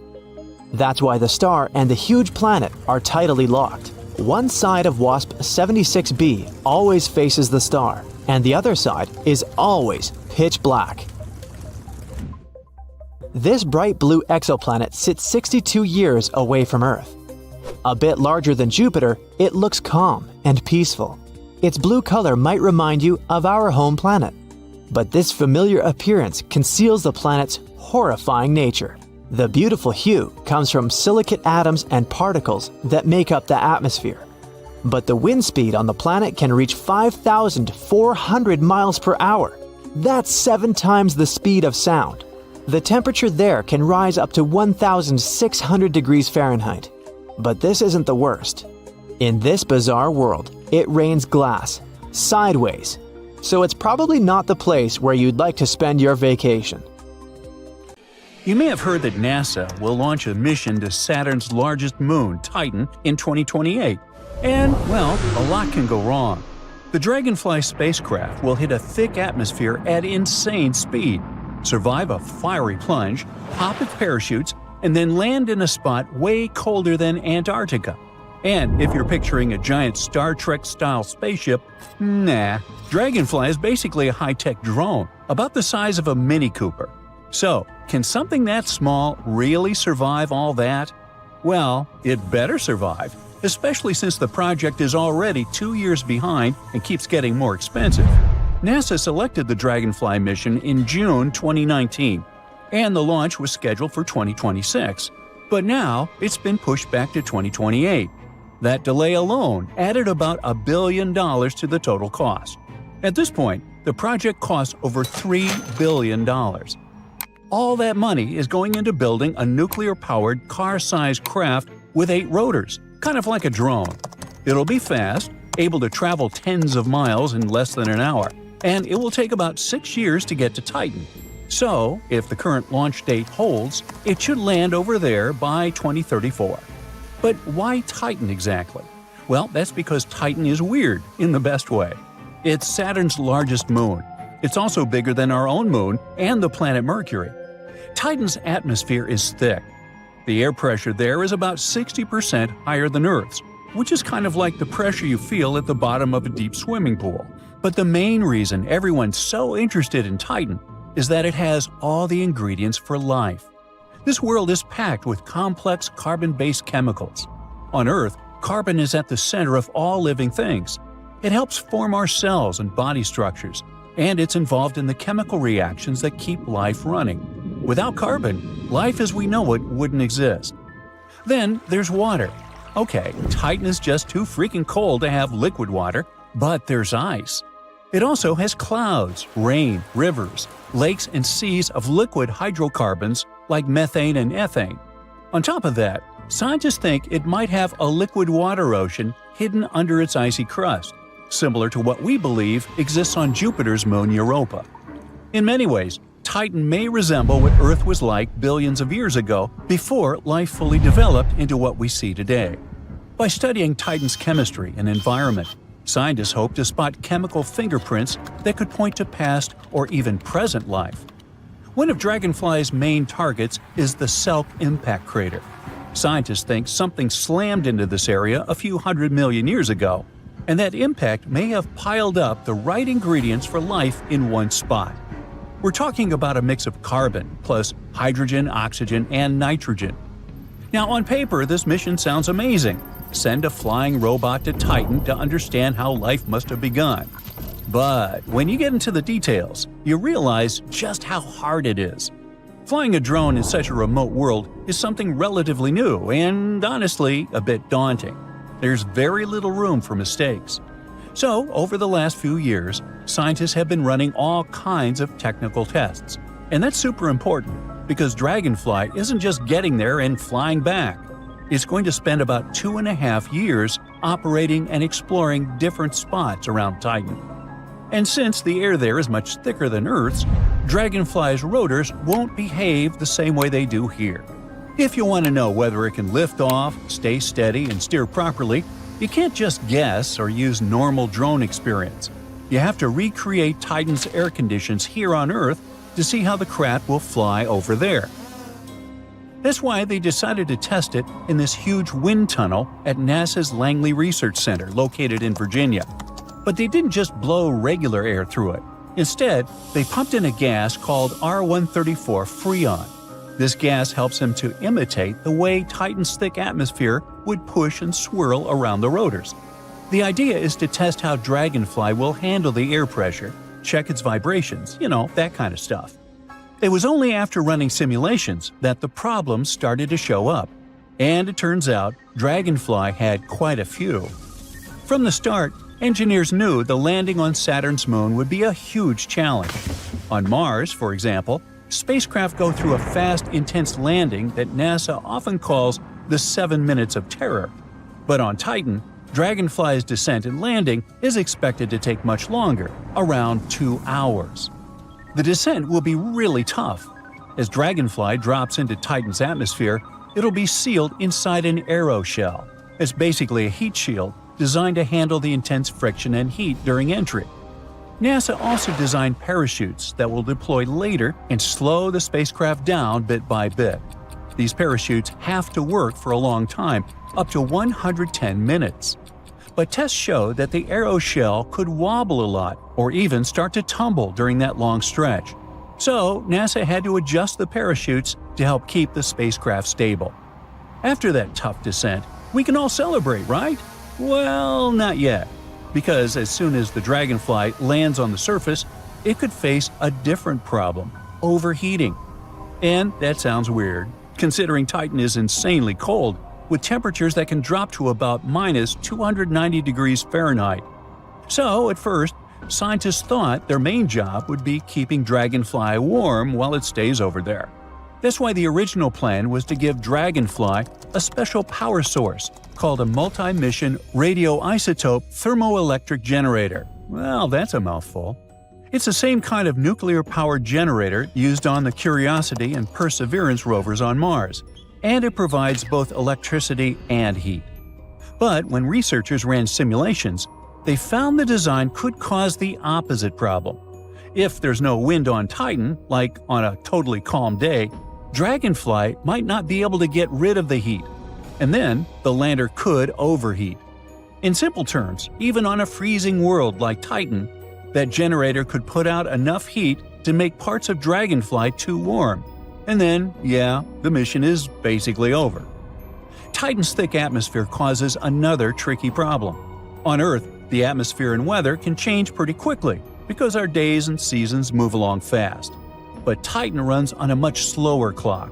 One full day on Titan lasts about 16 Earth days, and 1 year there takes almost 30 Earth years.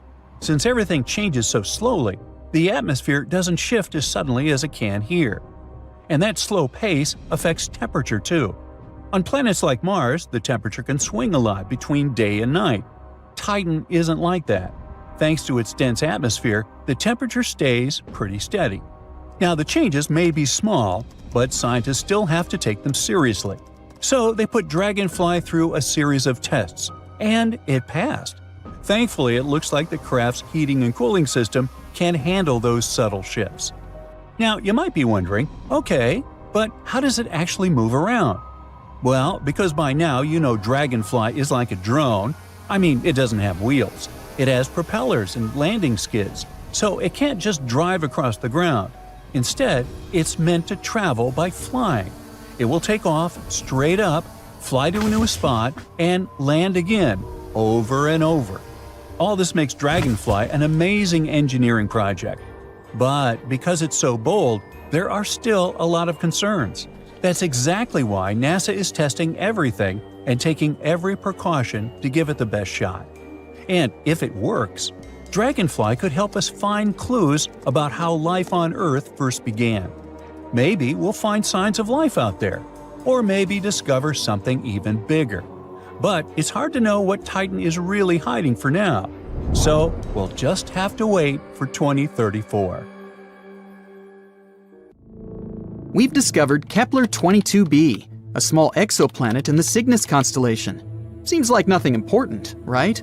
But it's actually a big deal. This is the first planet located in the habitable zone that was found by the Kepler telescope. In other words, there may be water on this planet, and if there's water, there may be life. Kepler-22b can become our new potential home. So let's take a closer look at it. Actually, discovering new planets is not easy at all.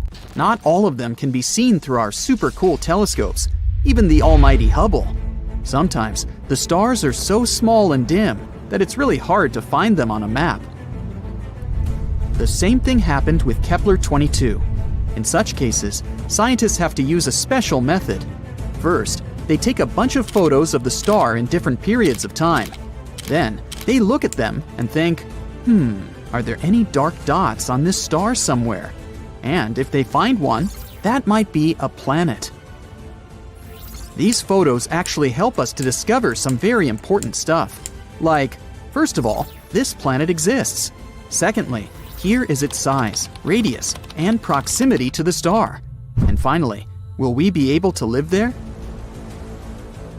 Now we know that Kepler-22b is very similar to our planet and could potentially become a second Earth. It's also very close to us, only 635 light-years away. Yeah, it's about 3 quadrillion miles, but this is one of the closest options. Kepler-22, the star of Kepler-22b, is a yellow dwarf. It's very, very similar to our Sun. The same size, the same radius, even the age is almost the same, 4 billion years. The difference is only in luminosity. It's about 20% dimmer than the Sun. So, no matter how much you strain your eyes, you won't see this star in the night sky. The planet Kepler-22b is about 2.4 times larger than our Earth, and that's pretty good. More radius means more potential water and space to live. Although going from one city to another would take a while. It's scary to even imagine a 3-day-long plane flight. We don't know the exact mass of this planet, but scientists think it's bigger than Earth's. Actually, the mass of Kepler-22b can be up to 36 times greater than that of our planet. What does it mean? Vigorous gravity. If the planet is 36 times heavier than Earth, then gravity there will be about 6 times stronger.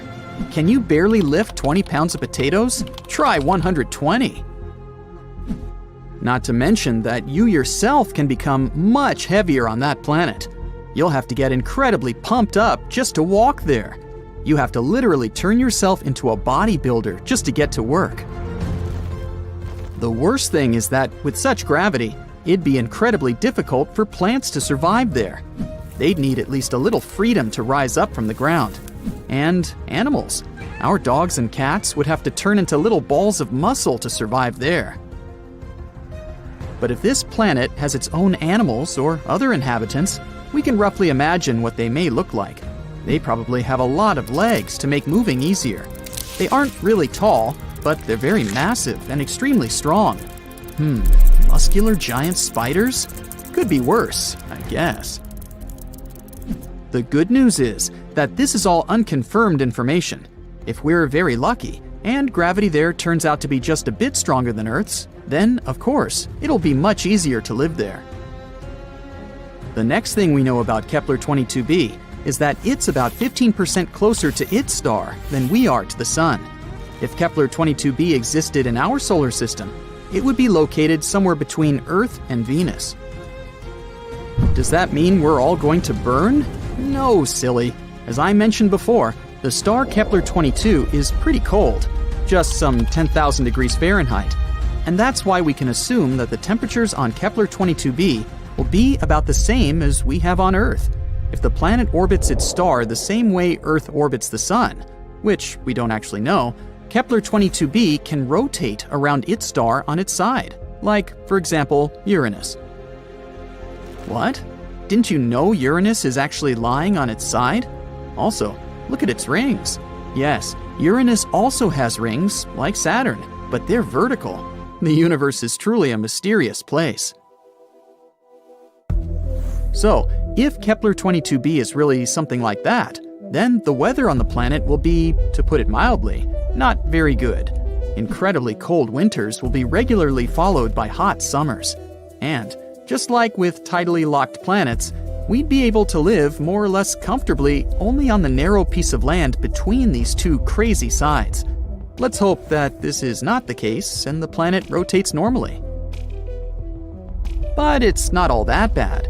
Studies show that there may be an ocean on Kepler-22b. You already know that water means life, but in this case, it's also a big plus because a planet covered by an ocean always has more stable temperatures. The water absorbs some of the heat and distributes it evenly across the planet. The hot parts cool down, and the icy ones warm up. By the way, that's exactly what happened to Earth billions of years ago. When our planet started getting its first little puddles, our beloved moon helped these puddles to spread all over the planet. Thanks to this, a burning horror that used to be our Earth turned into a cute little ball full of life. So, if Kepler-22b has water but no atmosphere, scientists think that the average temperature there could be around 12 degrees Fahrenheit. But if there's also an Earth-like atmosphere, then the temperature can reach 72 degrees Fahrenheit. That would be nice. And finally, 1 year there is equal to 290 Earth days, about 9 months. The planet has no natural satellites, so unfortunately, we'd have to say goodbye to a beautiful view of the moon. On the bright side, we'd probably be able to see the sun as a distant little star. We could admire it in the night sky, remembering our home, while not hiding from giant spiders. And this is all that we know at the moment. Unfortunately, it's quite difficult to explore such planets, so there's a lot of very important data that we don't know. For example, what kind of planet is this anyway? Yep, we're missing the most important information about Kepler-22b. We don't know if it's a rocky planet or not. And if not, then all the previously mentioned information means nothing. It may turn out to be a gas planet, or a planet covered with gas but with a solid core, like Neptune, or a water world covered with a giant ocean. In this case, it better be a water planet. Then at least we could build some kind of underwater city there. We could filter the water and eat fish, until we evolve into an amphibious species. Does it even count as evolution if we go back to our roots? Scientists, however, think that Kepler-22b may turn out to be a Neptune-like planet. Some astronomers have even assigned the planet to a category of mini-Neptunes. Yes, this is a real planetary category. But this hasn't been proven yet. But even if, fortunately for us, Kepler-22b turns out to be a rocky planet, we still don't know what the atmosphere is like there. Does it exist at all? What if it turns out to be something like the atmosphere of Venus, which is more toxic than your ex? Then we'd have to dig deep underground to somehow survive on this planet. And then we'd have to come up with a heat source, because it's pretty cold underground. Yeah, let's hope this won't be the case. There are many possibilities with Kepler-22b. So far, we don't have a clear answer. But let's hope that scientists will find it before we load the first people into shuttles and send them to conquer Kepler-22b. That would be awkward if it turns out to be a gas planet, or something like that. When you explode planets, things get red hot. Atmospheres are stripped away.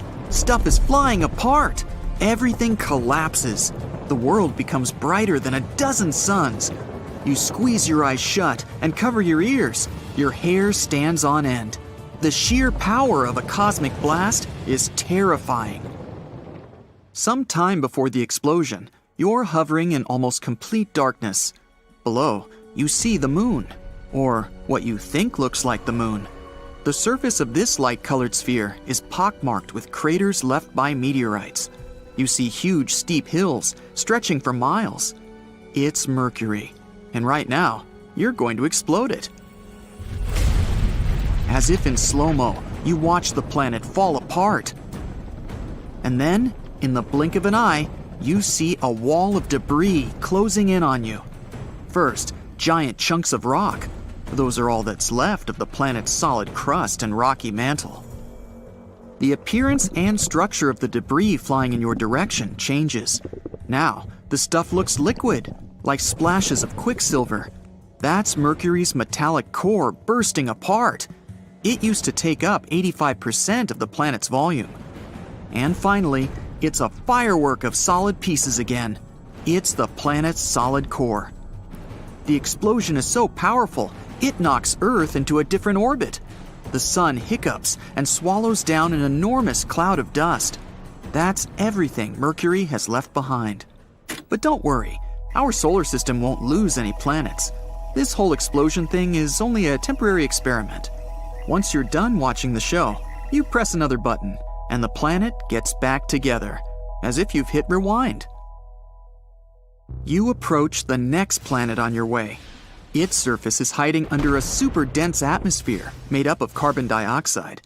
If you decided to land on Venus, you'd watch thick clouds of sulfuric acid pass by. You'd see the planet's surface, reddish-brown, dry, and incredibly hot. You'd probably walk across flat, smooth plains, covering 2/3 of the planet's surface. You'd gawk at volcanoes littering Venus, all 1,600 of them. Unfortunately, you won't be able to do that because you press the button. Boom! Huge chunks of basalt fly away from the center of the explosion.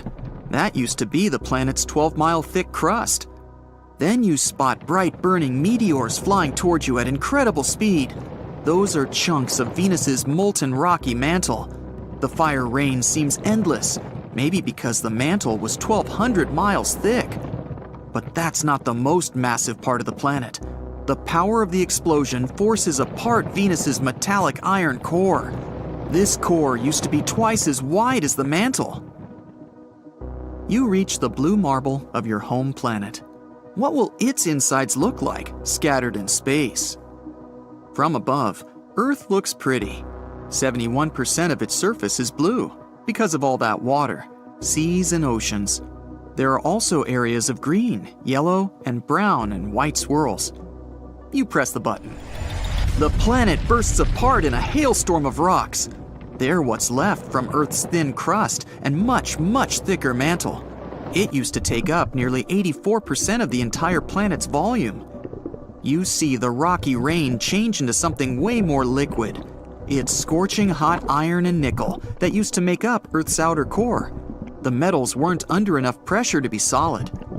The bang is so powerful that it takes apart Earth's inner core.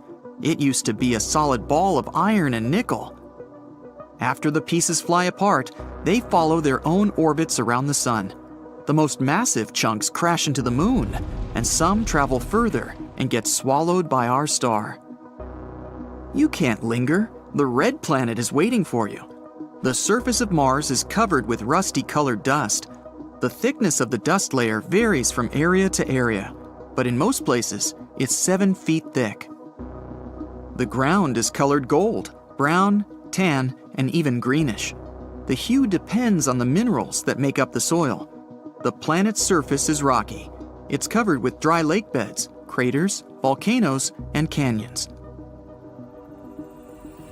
Bang! Mars is a rocky planet. You have to dodge mountain-sized chunks of crust made up of volcanic basalt rock.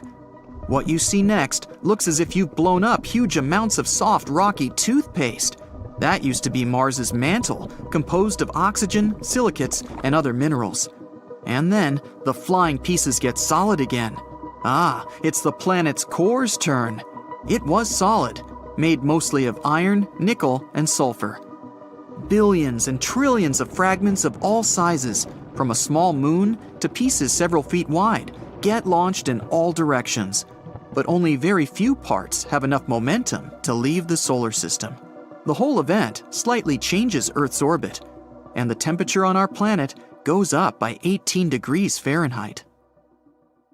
You leave rocky planets behind and close in on the first gas giant on your way. It's Jupiter. Thick brown, yellow, red, and white clouds hide its surface. They make the planet look colorful and beautifully striped. You hit the button. This time the view is different. Instead of chunks of solid crust, you see jet streams of gas accelerating from the planet's center. It's what used to be Jupiter's atmosphere, made up of hydrogen and helium gas. In no time, the matter hurtling away to space turns liquid. That's hydrogen changing its form under immense atmospheric pressure closer to the center of the planet. A bit later, the liquid is already a mixture of metallic hydrogen and helium. And finally, something solid. It was probably Jupiter's core, 14 to 18 times the mass of Earth. The gas giant's diameter was about 90,000 miles, but the blast lasts no more than half a second. The explosion of Jupiter is so strong, it evaporates smaller planets like Mars and Earth. The Sun remains pretty much untouched. It gets hotter and kinda unstable for a bit, but it doesn't last long. The next gas giant on your way is Saturn. At first sight, it looks as if the planet has a surface. The seemingly solid yellowish-brown sphere is surrounded by layers of clouds. Saturn's trademark rings are awesome and colorful: gray, beige, and tan. They're actually groups of tiny ringlets that are made up of floating chunks of water, ice, rocks, and dust. These chunks range in size from specks to massive skyscraper-sized pieces. While orbiting Saturn, they keep colliding, and larger pieces get shattered. You're surprised to see that the rings aren't perfectly round. They have bends caused by the gravitational pull from the nearby moons. 53 of them are confirmed. Titan, an icy world bigger than our moon and even Mercury, is the largest. What you see looks eerily similar to what happened when you exploded Jupiter. There's only one difference. Saturn's rings break apart, sending rocks and ice flying into space at incredible speed. The largest pieces crash with the planet's moons, wiping away the smallest of them. You see streams of gas, mostly hydrogen and helium, with a bit of methane, ammonia, and water. They're moving at breakneck speed away from where the center of the planet used to be. After that, splashes of liquid matter. That's liquid hydrogen that later turns metallic. And finally, the chunks of the solid core made up of rocky materials. You're looking at a beautiful blue-green sphere of the ice giant Uranus. The planet gets this unusual hue when the light from the sun gets reflected off the planet's surface. Plus, Uranus's atmosphere is mostly hydrogen and helium, with traces of methane gas that absorb the red light. Anyway, bang! This time, it's massive blobs of ice that are hurtling in your direction first. They used to be the part of the planet's ice mantle that once made up 80% of the planet's volume. But why does this ice look liquid? On Uranus, frozen liquid isn't solid like on Earth. Ice is a hot, dense fluid made up of water, ammonia ice, and methane. It's often called the water-ammonia ocean. After the bizarre ice rain, you see solid pieces of the planet's rocky core. It used to be small, no more than half the Earth's mass. Some of Uranus's moons get pulverized in the explosion, and several even get ejected out of the solar system. The explosion also slightly shifts Neptune's orbit. And the last planet on your way, Neptune. It looks blue because of a layer of swirling gas and permanent clouds. No time to linger. Boom! The planet doesn't have a solid surface. That's why, after pressing the button, you see Neptune's liquid mantle bursting. It looks like a water-filled balloon thrown down from the 50th floor. This sends splashes of water, ammonia, and methane ices away into space. It's followed by lava-like remains of the planet's mantle. It used to be liquid, red-hot, and rich in methane, ammonia, and water. That's what's left from Neptune's solid core, made up of iron and other metals.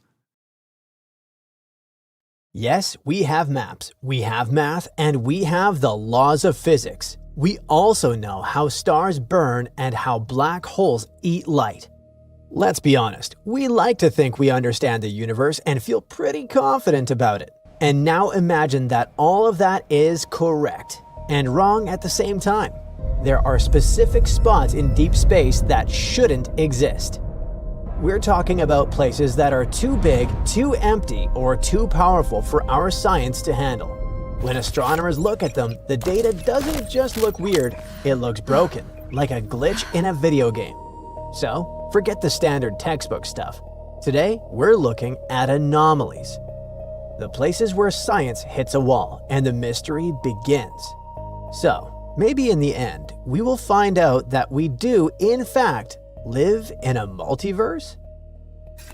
First, let's talk about speed. We can assume that right now you are sitting still, but you aren't.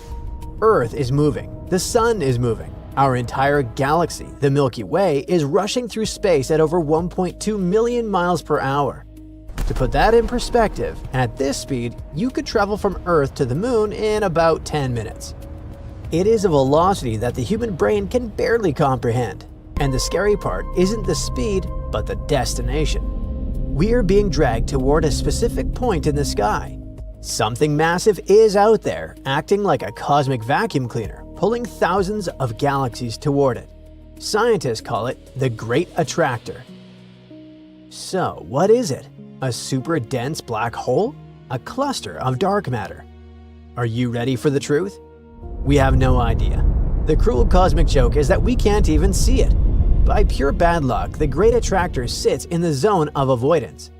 That's a fancy way of saying it's hiding directly behind the center of our own galaxy. The dust and gas of the Milky Way act like a brick wall, blocking our view. Is it only me who thinks that the universe is deliberately keeping a secret from us? Basically, we're like poor sailors on a ship pulled into a fog by a strange force. We know it's there, we can feel its gravity, but we have no idea what this thing is. If the Great Attractor is too heavy, the next place is too empty, and also a bit extreme. The universe usually looks like a spider web. Galaxies are everywhere, clustered together. Even the empty space between them usually has a few modest neighbors. But in 1981, astronomers found a patch of sky in the vicinity of constellation Bootes that was just wrong. Too empty, a perfect sphere of nothingness. And it is huge. 330 million light-years across huge. To give you some context, a space this size should contain at least 2,000 galaxies. Do you know how many we found inside? 60. Not 60,000, just 60. It's one of the emptiest places in the known universe.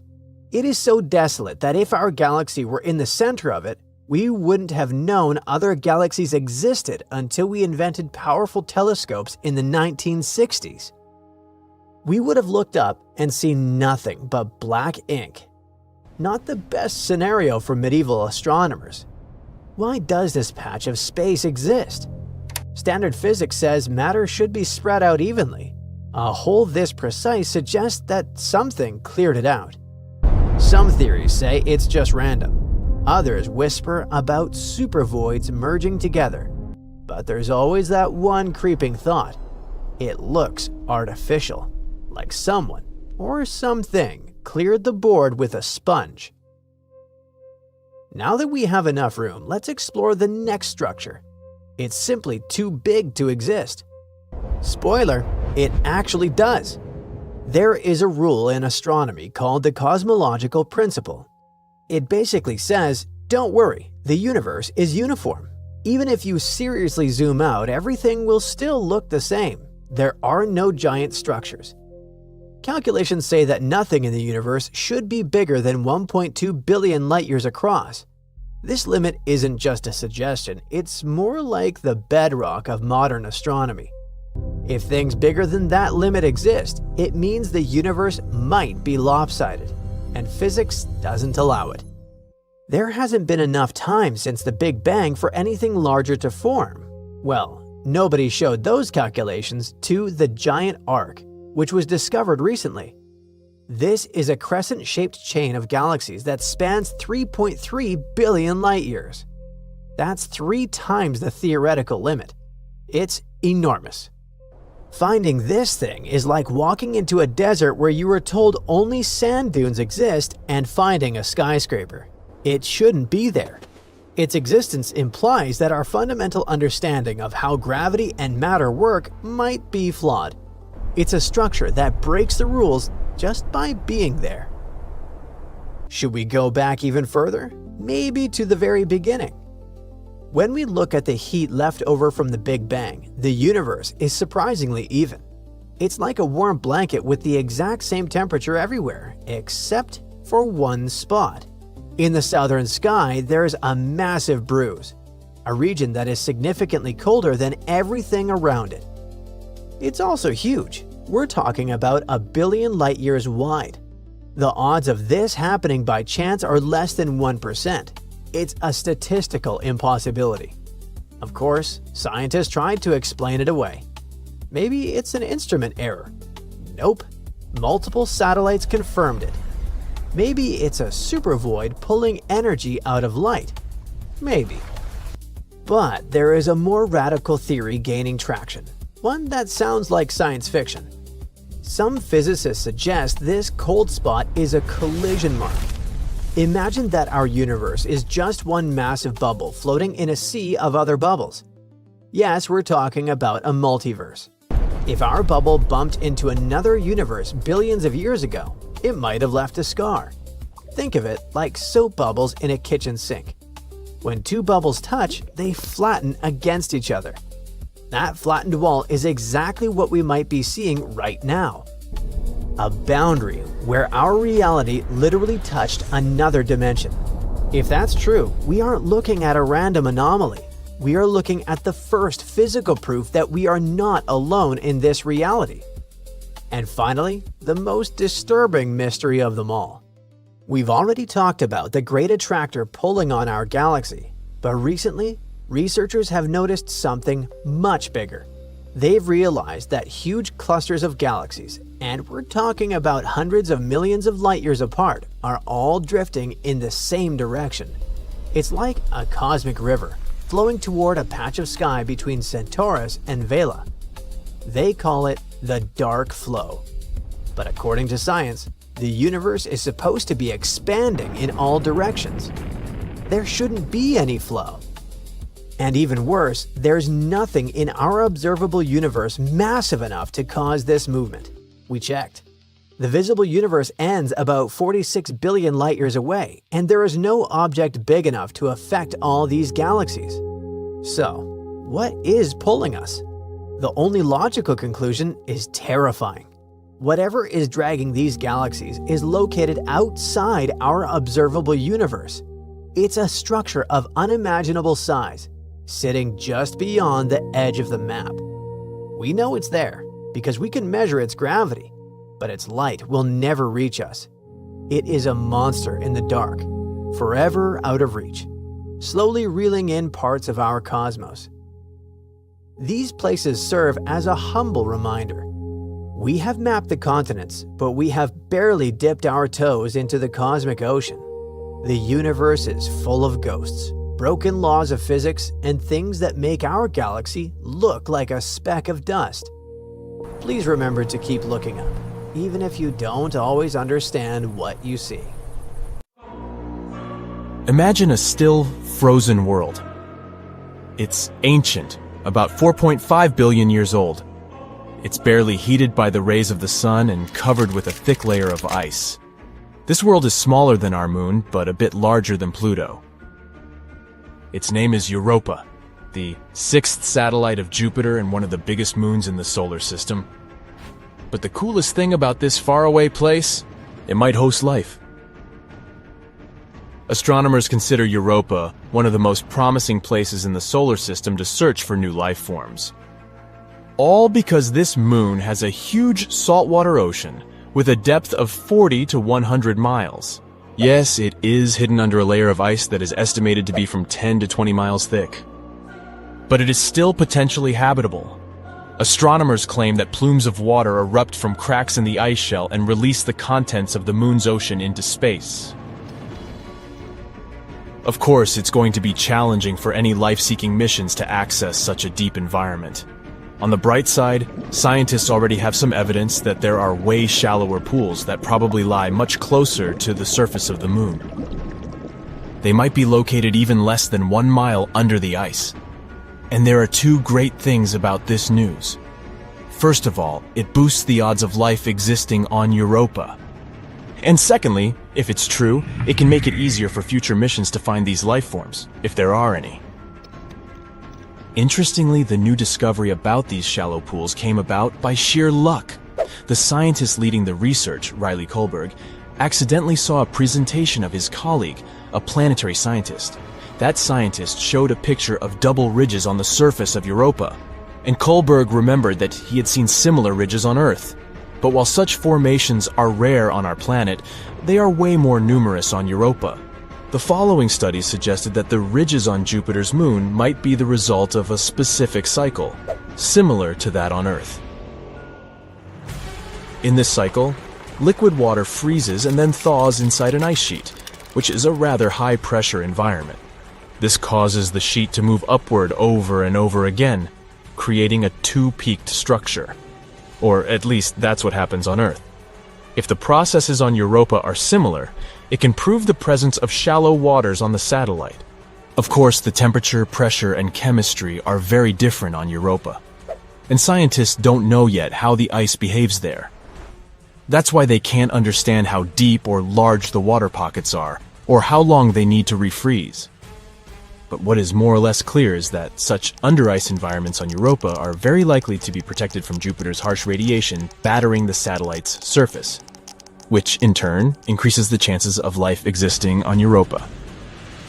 Now, can we get back to the fact that the ocean on Europa seems to be salty? Red streaks on the satellite's surface might have this color due to their chemical content. They're likely a frozen mixture of water and salts. This is quite unusual because such a composition doesn't match any known substance here on Earth. As for yellow spots on Europa's surface, those might be caused by the presence of sodium chloride. You know this substance as good old table salt. Scientists tried to recreate the conditions on Europa in a lab. They discovered that by combining water, table salt, freezing temperatures, and high pressure, they could get a new kind of solid crystal. This substance might exist both at the bottom of Europa's ocean and on the moon's surface. But besides this information, researchers are in the dark. Hopefully, we'll find the answers to some of these questions around 2030. That's when a mission called Europa Clipper, which is going to be launched by NASA, will probably reach Europa. The mission is going to have several close flybys and figure out if any form of life can exist on the moon. The European Space Agency's JUICE, which stands for the Jupiter Icy Moons Explorer, is going to visit Europa in the next couple of years too. But Europa isn't the only place in the solar system that might host or once hosted life. In 2003, Mars Express, a spacecraft launched by the European Space Agency, discovered methane in the atmosphere of Mars. On our planet, the biggest part of this gas in the atmosphere is produced by living creatures, for example by cattle digesting food. However, scientists think that methane was stable in the Martian atmosphere for about 300 years. And then, in 2006, the methane almost entirely vanished from the red planet, and it happened 600 times faster than researchers' models accounted for. The question, what or who generated the gas, and where did it go? Another Martian mystery is microbes that may be sleeping beneath the surface of Mars. There, they might have been protected from the harsh radiation coming from space for millions of years. Scientists simulated the conditions on Mars in a lab to check if it could possibly be true. And they were amazed to find out that bacteria could easily survive in such conditions for 280 million years. Which means that if life existed on Mars, we could find the evidence in the planet's subsurface by drilling into the Martian soil.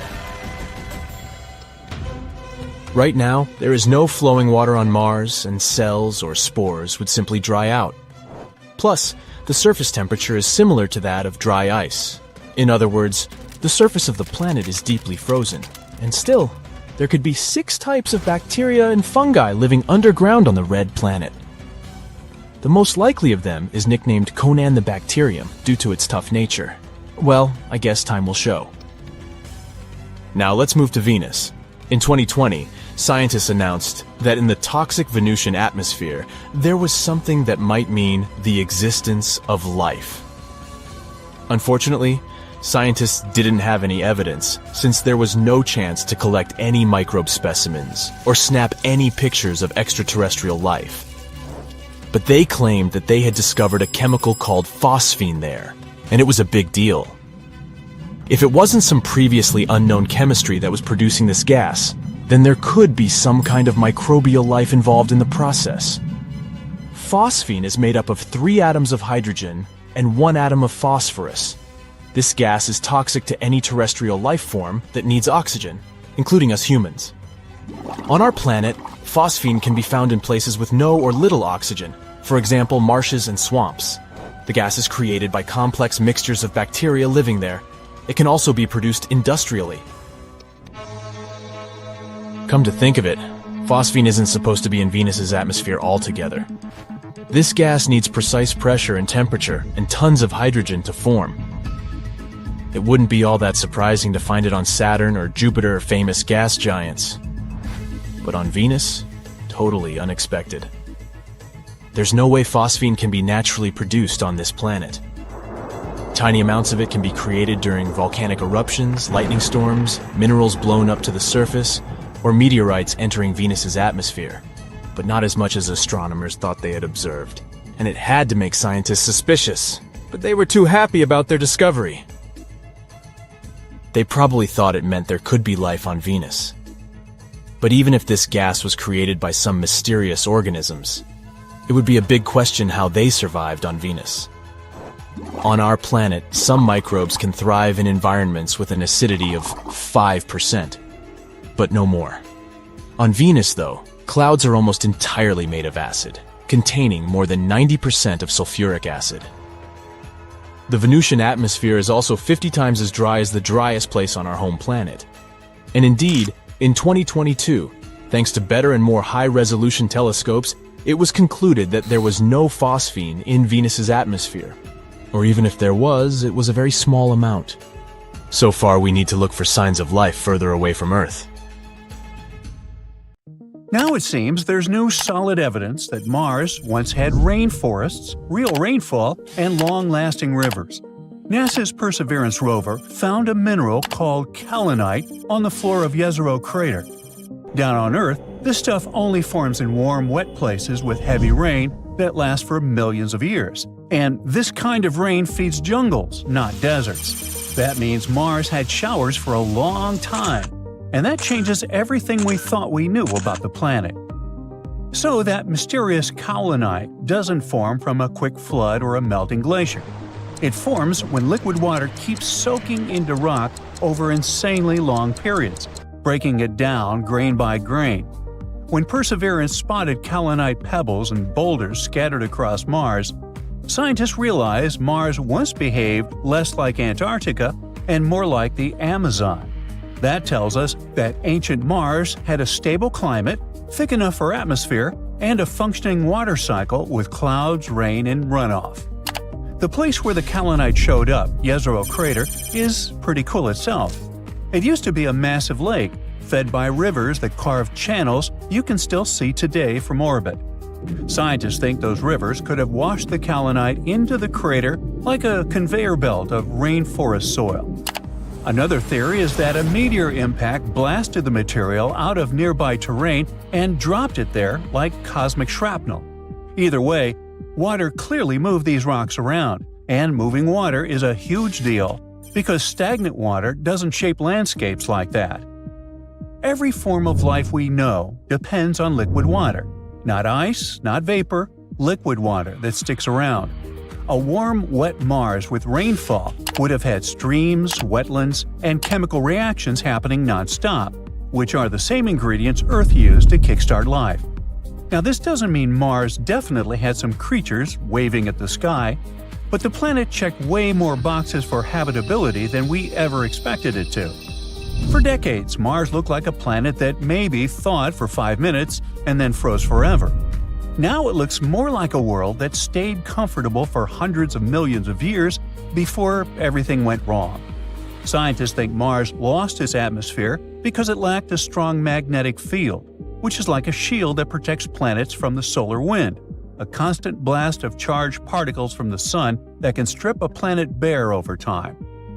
While all that rainforest talk grabs headlines, Mars keeps stacking surprises.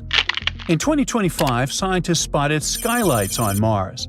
Those are giant holes in the surface of the red planet that drop straight down into underground cave systems, which formed long ago. On Earth, caves like this protect life from radiation, temperature swings, and surface chaos, which makes them perfect hiding spots if ancient Martian life ever existed. Some of these caves might be karstic, which means slightly acidic water slowly dissolved the rock, carving out underground chambers over time. That process needs liquid water and patience, which Mars apparently had plenty of back in the day. Scientists suspect these caves could trap ice, preserve chemical fingerprints of life, or even lock away organic material untouched for billions of years, like a time capsule no one has opened yet. The caves sit in a region called Hebrus Vallis, tucked between an old volcano and a massive plain in Mars's northern half. This area doesn't show signs of lava tubes, which scientists already know exist on Mars. Instead, it shows ancient river channels, hydrated minerals, and sediments that only form when water sticks around. Scientists spotted 8 skylights and knew they weren't impact craters because nothing splashed outward when they formed. The surface simply collapsed into empty space below. Researchers pulled this story together using old Mars mission data, including mineral maps, hydrogen readings that hinted at buried water, and ultra-sharp images from orbit. The big deal is this: caves protect things. They block radiation, trap ice, and preserve chemical traces far better than the surface ever could. If Mars ever hosted life, even tiny microbes, those caves rank among the best places to find what's left. Now, a year earlier, in July 2024, the Perseverance rover drove along what used to be a river billions of years old. After the river dried up, part of a rock face broke loose and fell into the channel. Perseverance found it sitting there, untouched for ages. Scientists named it Sheyava Falls. The rock's surface showed tiny dark spots scientists nicknamed poppy seeds, and larger pale blobs with dark rims called leopard spots. When Perseverance zoomed in, it also detected organic molecules. These are carbon-based compounds, the same basic ingredient every living thing on Earth uses. Scientists predicted years ago that if Mars ever hosted microbes, rocks like this one would exist. These spots matter because life needs energy. Some organisms use sunlight, others eat chemistry. Microbes can survive by moving electrons between chemicals, kind of like stealing spare batteries to power themselves. At Sheyava Falls, scientists think microbes could have taken electrons from organic compounds and handed them to iron in the rock. That reaction releases energy that microbes can use to survive. So, Sherlock, the evidence lines up. The dark dots and rims contain a mineral called vivinite, which only forms when iron gains electrons. When iron changes this way, it loses its rusty red color and turns pale. That explains why the centers of the leopard spots look lighter. Perseverance also found another mineral there called greigite. Greigite needs sulfide to form, and microbes can create sulfide by feeding electrons to sulfate, another chemical found in the rock. Now, scientists can't fully analyze this rock yet, but they already have one tool down on Earth, the kind so small you'd miss them unless you knew exactly how to look. If microbes ever lived in Mars's ancient oceans, they probably didn't leave skeletons or bones. They left chemical fingerprints locked inside minerals. On Earth, microbes showed up in oceans about 3.7 billion years ago, give or take. Mars had water around the same time. When water evaporates, it leaves minerals behind, and some of those minerals can trap microorganisms like bugs and amber. On Mars, scientists expect sulfate minerals to play that role. On Earth, gypsum does the same thing. To test this idea, researchers went to a gypsum quarry in Algeria. Millions of years ago, the Mediterranean Sea almost dried up and left thick gypsum layers behind. Those layers preserved ancient bacteria inside them. All this makes the site a perfect Mars stand-in. The team tested a compact device called LIMS, which is an easier way of saying laser ablation ionization mass spectrometer, which I'm only going to say once. A laser zaps a tiny spot on a rock, vaporizes it, and then reads the chemical elements released. Each element leaves a unique signal like a barcode. That lets scientists spot chemical traces linked to life. When they aimed limbs at the Algerian gypsum, scientists found thin, thread-like structures already known to be bacteria. They also spotted minerals that microbes help create, like dolomite and certain clays. That matters because microbes don't just leave fossils, they change rocks while they live. Mars makes this harder though. Its environment differs from Earth's, and any fossils there would be billions of years old, not millions. Scientists also need to rule out non-living processes that could copy these signals. Now, lots of people think that to find all the answers, humans must go to Mars. And the number one goal for the first human mission to Mars is finding life, not digging up resources or setting flags. Scientists want to know if Mars ever hosted living organisms, if it still does today, or if the planet once ran the chemical experiments that led to life. After that, researchers want to understand where Mars keeps its water and carbon dioxide, how those cycles work, and how they changed over time. Geology comes next because rocks keep the planet's memory. Every layer tells part of Mars' story. Scientists need to understand how Mars affects the human body, the brain, and even group dynamics when people live together in isolation. Long-term plans go even farther. Scientists want to learn how plants, microbes, and animals survive on Mars, how radiation alters DNA, and whether reproduction works across generations. They also want to know if Martian microbes could harm astronauts or equipment. For what seems like ages, scientists have been hunting for another Earth, perhaps to find cosmic neighbors, or maybe just to have a backup planet for potential relocation in case we can't turn this one around.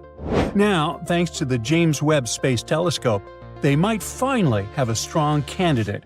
It's called TRAPPIST-1e and is located 40 light-years away. 1e orbits a small star called TRAPPIST-1. It's an intriguing system that has 7 Earth-sized planets, all of which are nicknamed with letters from B to H.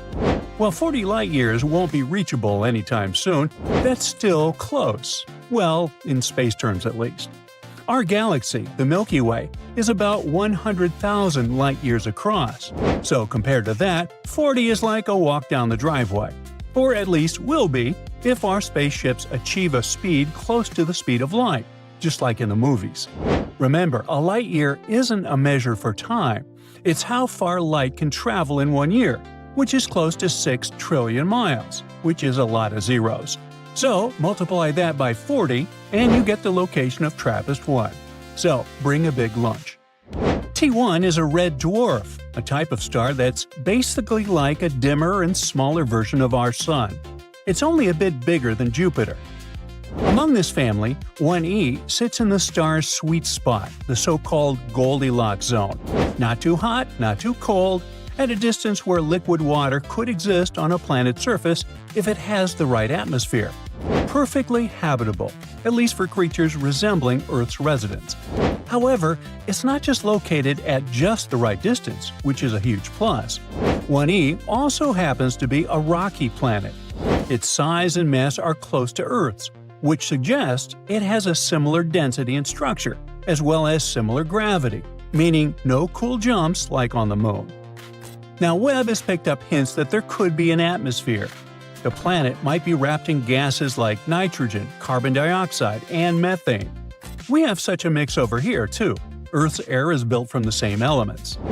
Atmosphere matters. Mars lost most of it, Venus has too much, and Earth got it just right. That's why we have cozy weather and oceans. If 1e really does have something similar, it could mean clouds, rain, and maybe even seas. The stuff that would make Earthlings feel at home. However, here is where it gets interesting. We mentioned that 1e is a red dwarf star, and that makes it dim, hundreds of times dimmer than the Sun. If you were standing on 1e, the star would look way bigger in the sky than our Sun does here. But it would glow red and dull. It would be like living under a never-ending sunset.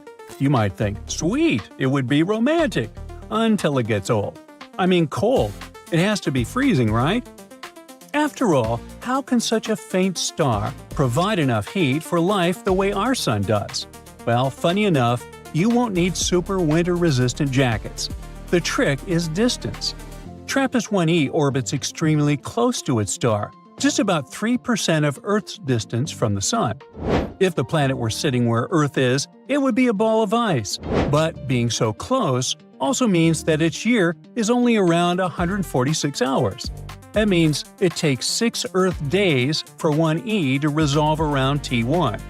Celebrating birthdays every 6 days sounds like a great deal, huh? That's a lot of cake. But wait, does that mean that each season would last about 36 hours?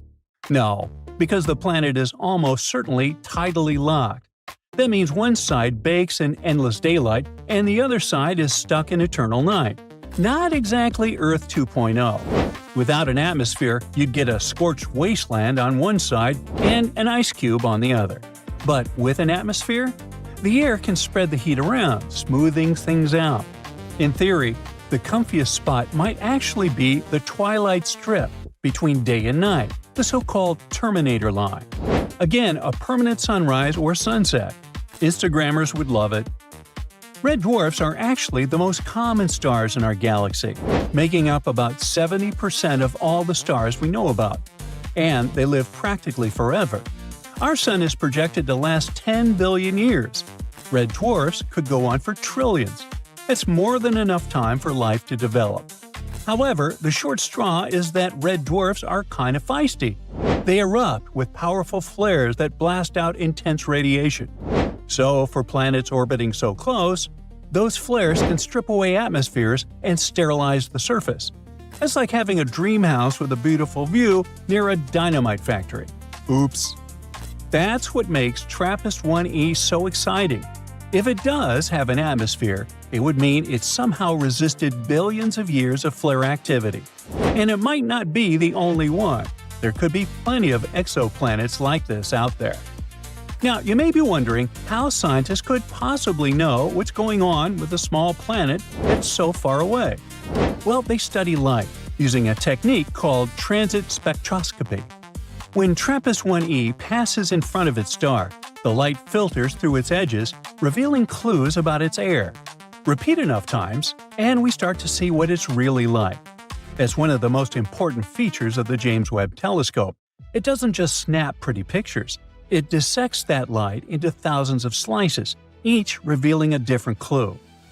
It's also great when you remember that E1 is just one of 7 planets that orbit so close. So scientists have a lot to study in that part of the universe. Each transit gives them a little more data, and after enough passes, they can start to rule things out. No thick hydrogen blanket? Check. No Venus-style carbon dioxide swamp? Looking that way. What's left is a planet that might, just might, have something closer to Earth's atmosphere. In other words, nobody's sending probes to TRAPPIST-1e anytime soon. But with telescopes like Webb, we can already peek at its air from across the galaxy. If you follow space-related news, you are already aware that 1e isn't the first so-called Earth-like planet that reached headlines. Astronomers have been teasing us with candidates for years, and each one comes with a but. As in, however, not your butt. For example, Kepler 186f. Back in 2014, it was the first Earth-sized planet spotted in the habitable zone of its star. People were really excited. NASA even made a sci-fi-style travel poster. The catch? Oh well, just one minor thing, the fact that it's about 500 light-years away. Even if we build a spaceship that could cruise at 1/10 of light speed, which we can't, it would still be a 5,000-year-long trip. Then there's Proxima Centauri b. This one is close, just 4.2 light-years away, orbiting the nearest star to our Sun. On paper, it's a dream. However, its star is even moodier than T1. Proxima exhales massive radiation flares regularly, which makes everything unpredictable and unstable. And then we have K2-18b. The James Webb Telescope actually spotted methane and carbon dioxide in its atmosphere, gases which might hint at biological activity. Sounds great, except the planet is more like a mini Neptune, probably wrapped in thick gas layers and unlikely to have a solid surface to stand on. The bottom line? When compared to all these, TRAPPIST-1e looks like the most promising one. Close enough to study, rocky enough to stand on, and sitting in a sweet spot where liquid water could exist if conditions line up. Of course, we still need more data. 1e could turn out to be a barren rock. But the bigger story is that we're getting better at this. A few decades ago, we didn't know if other solar systems even existed. Now, we've found over 6,000 exoplanets, with more getting added almost every week. Odds are, plenty of them will be rocky, Earth-sized, and orbiting in the Goldilocks zone. Maybe we can't go there, but they could mean the discovery of extraterrestrial life. That's the exciting part.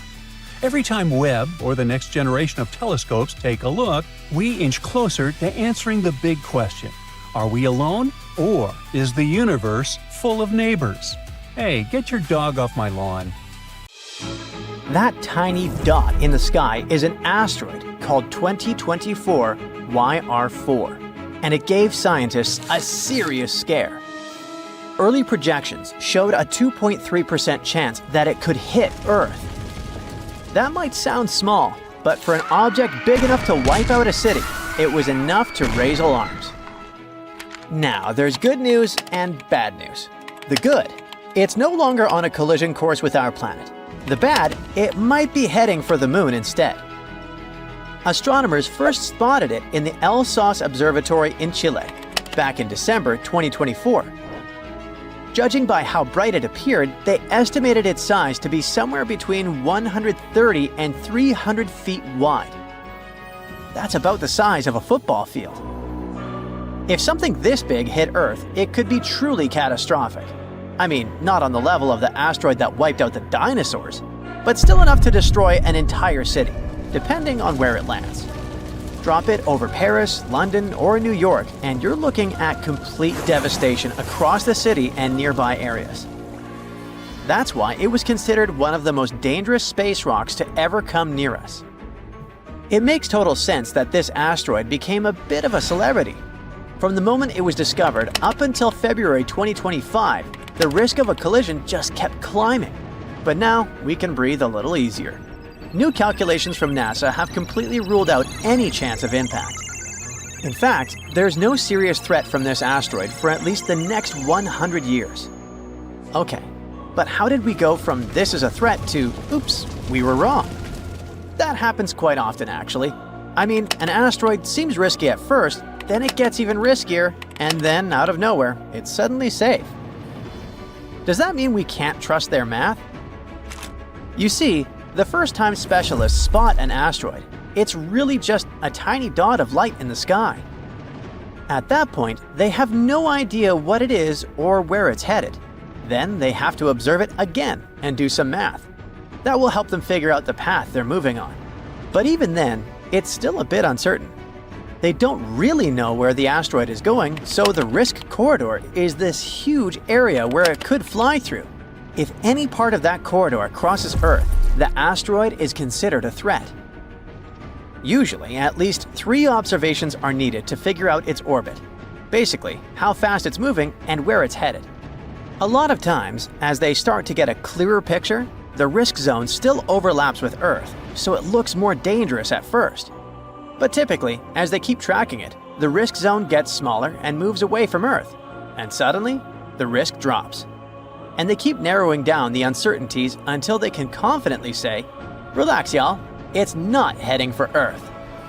And that's exactly what happened to just our famous 2024 YR4.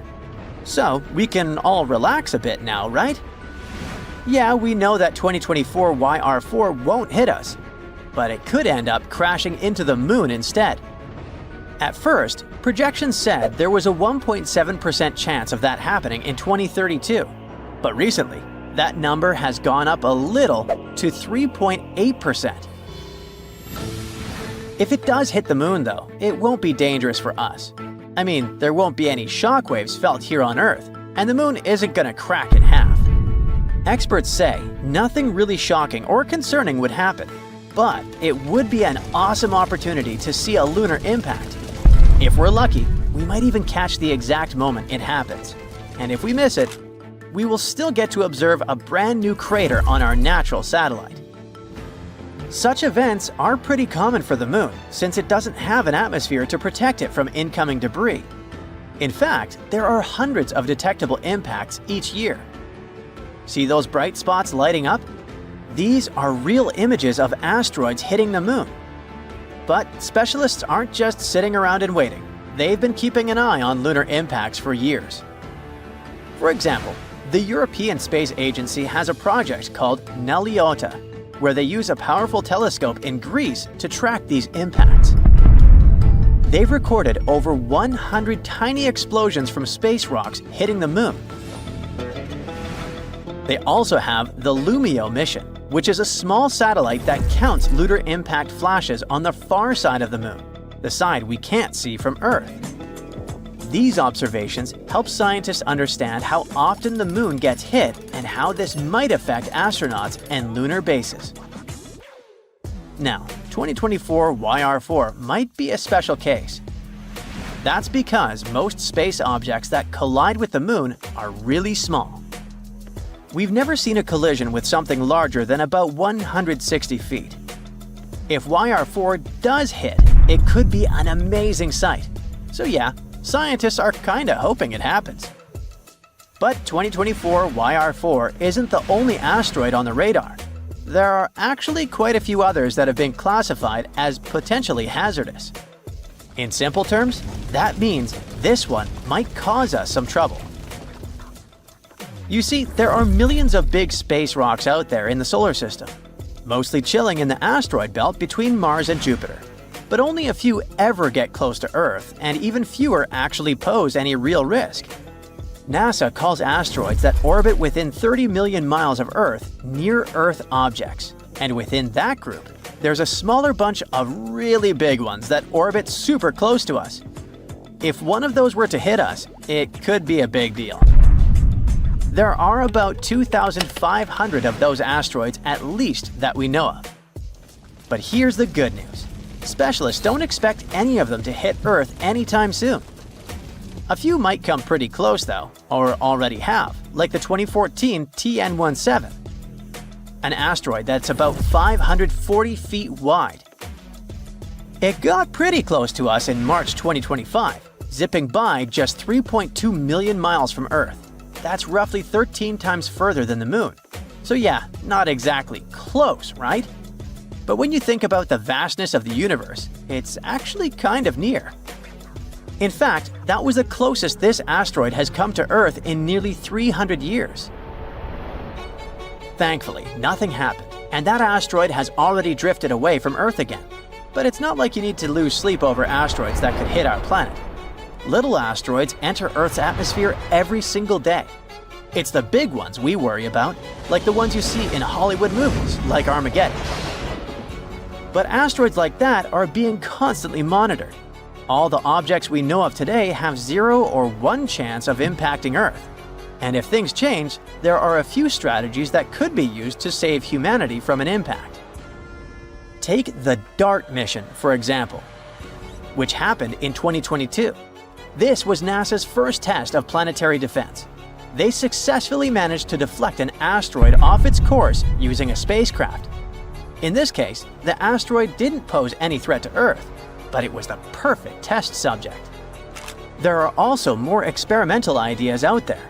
For example, lasers could vaporize part of an asteroid to create a thrust effect, pushing it off course. Another idea is the gravity tractor, a big spacecraft that slowly tugs the asteroid away using its own gravitational pull. But all of these are still just ideas for now. If we can't pull any of those off, authorities would probably still have enough time to evacuate the impact zones. So yeah, I wouldn't stress too much about an asteroid impact.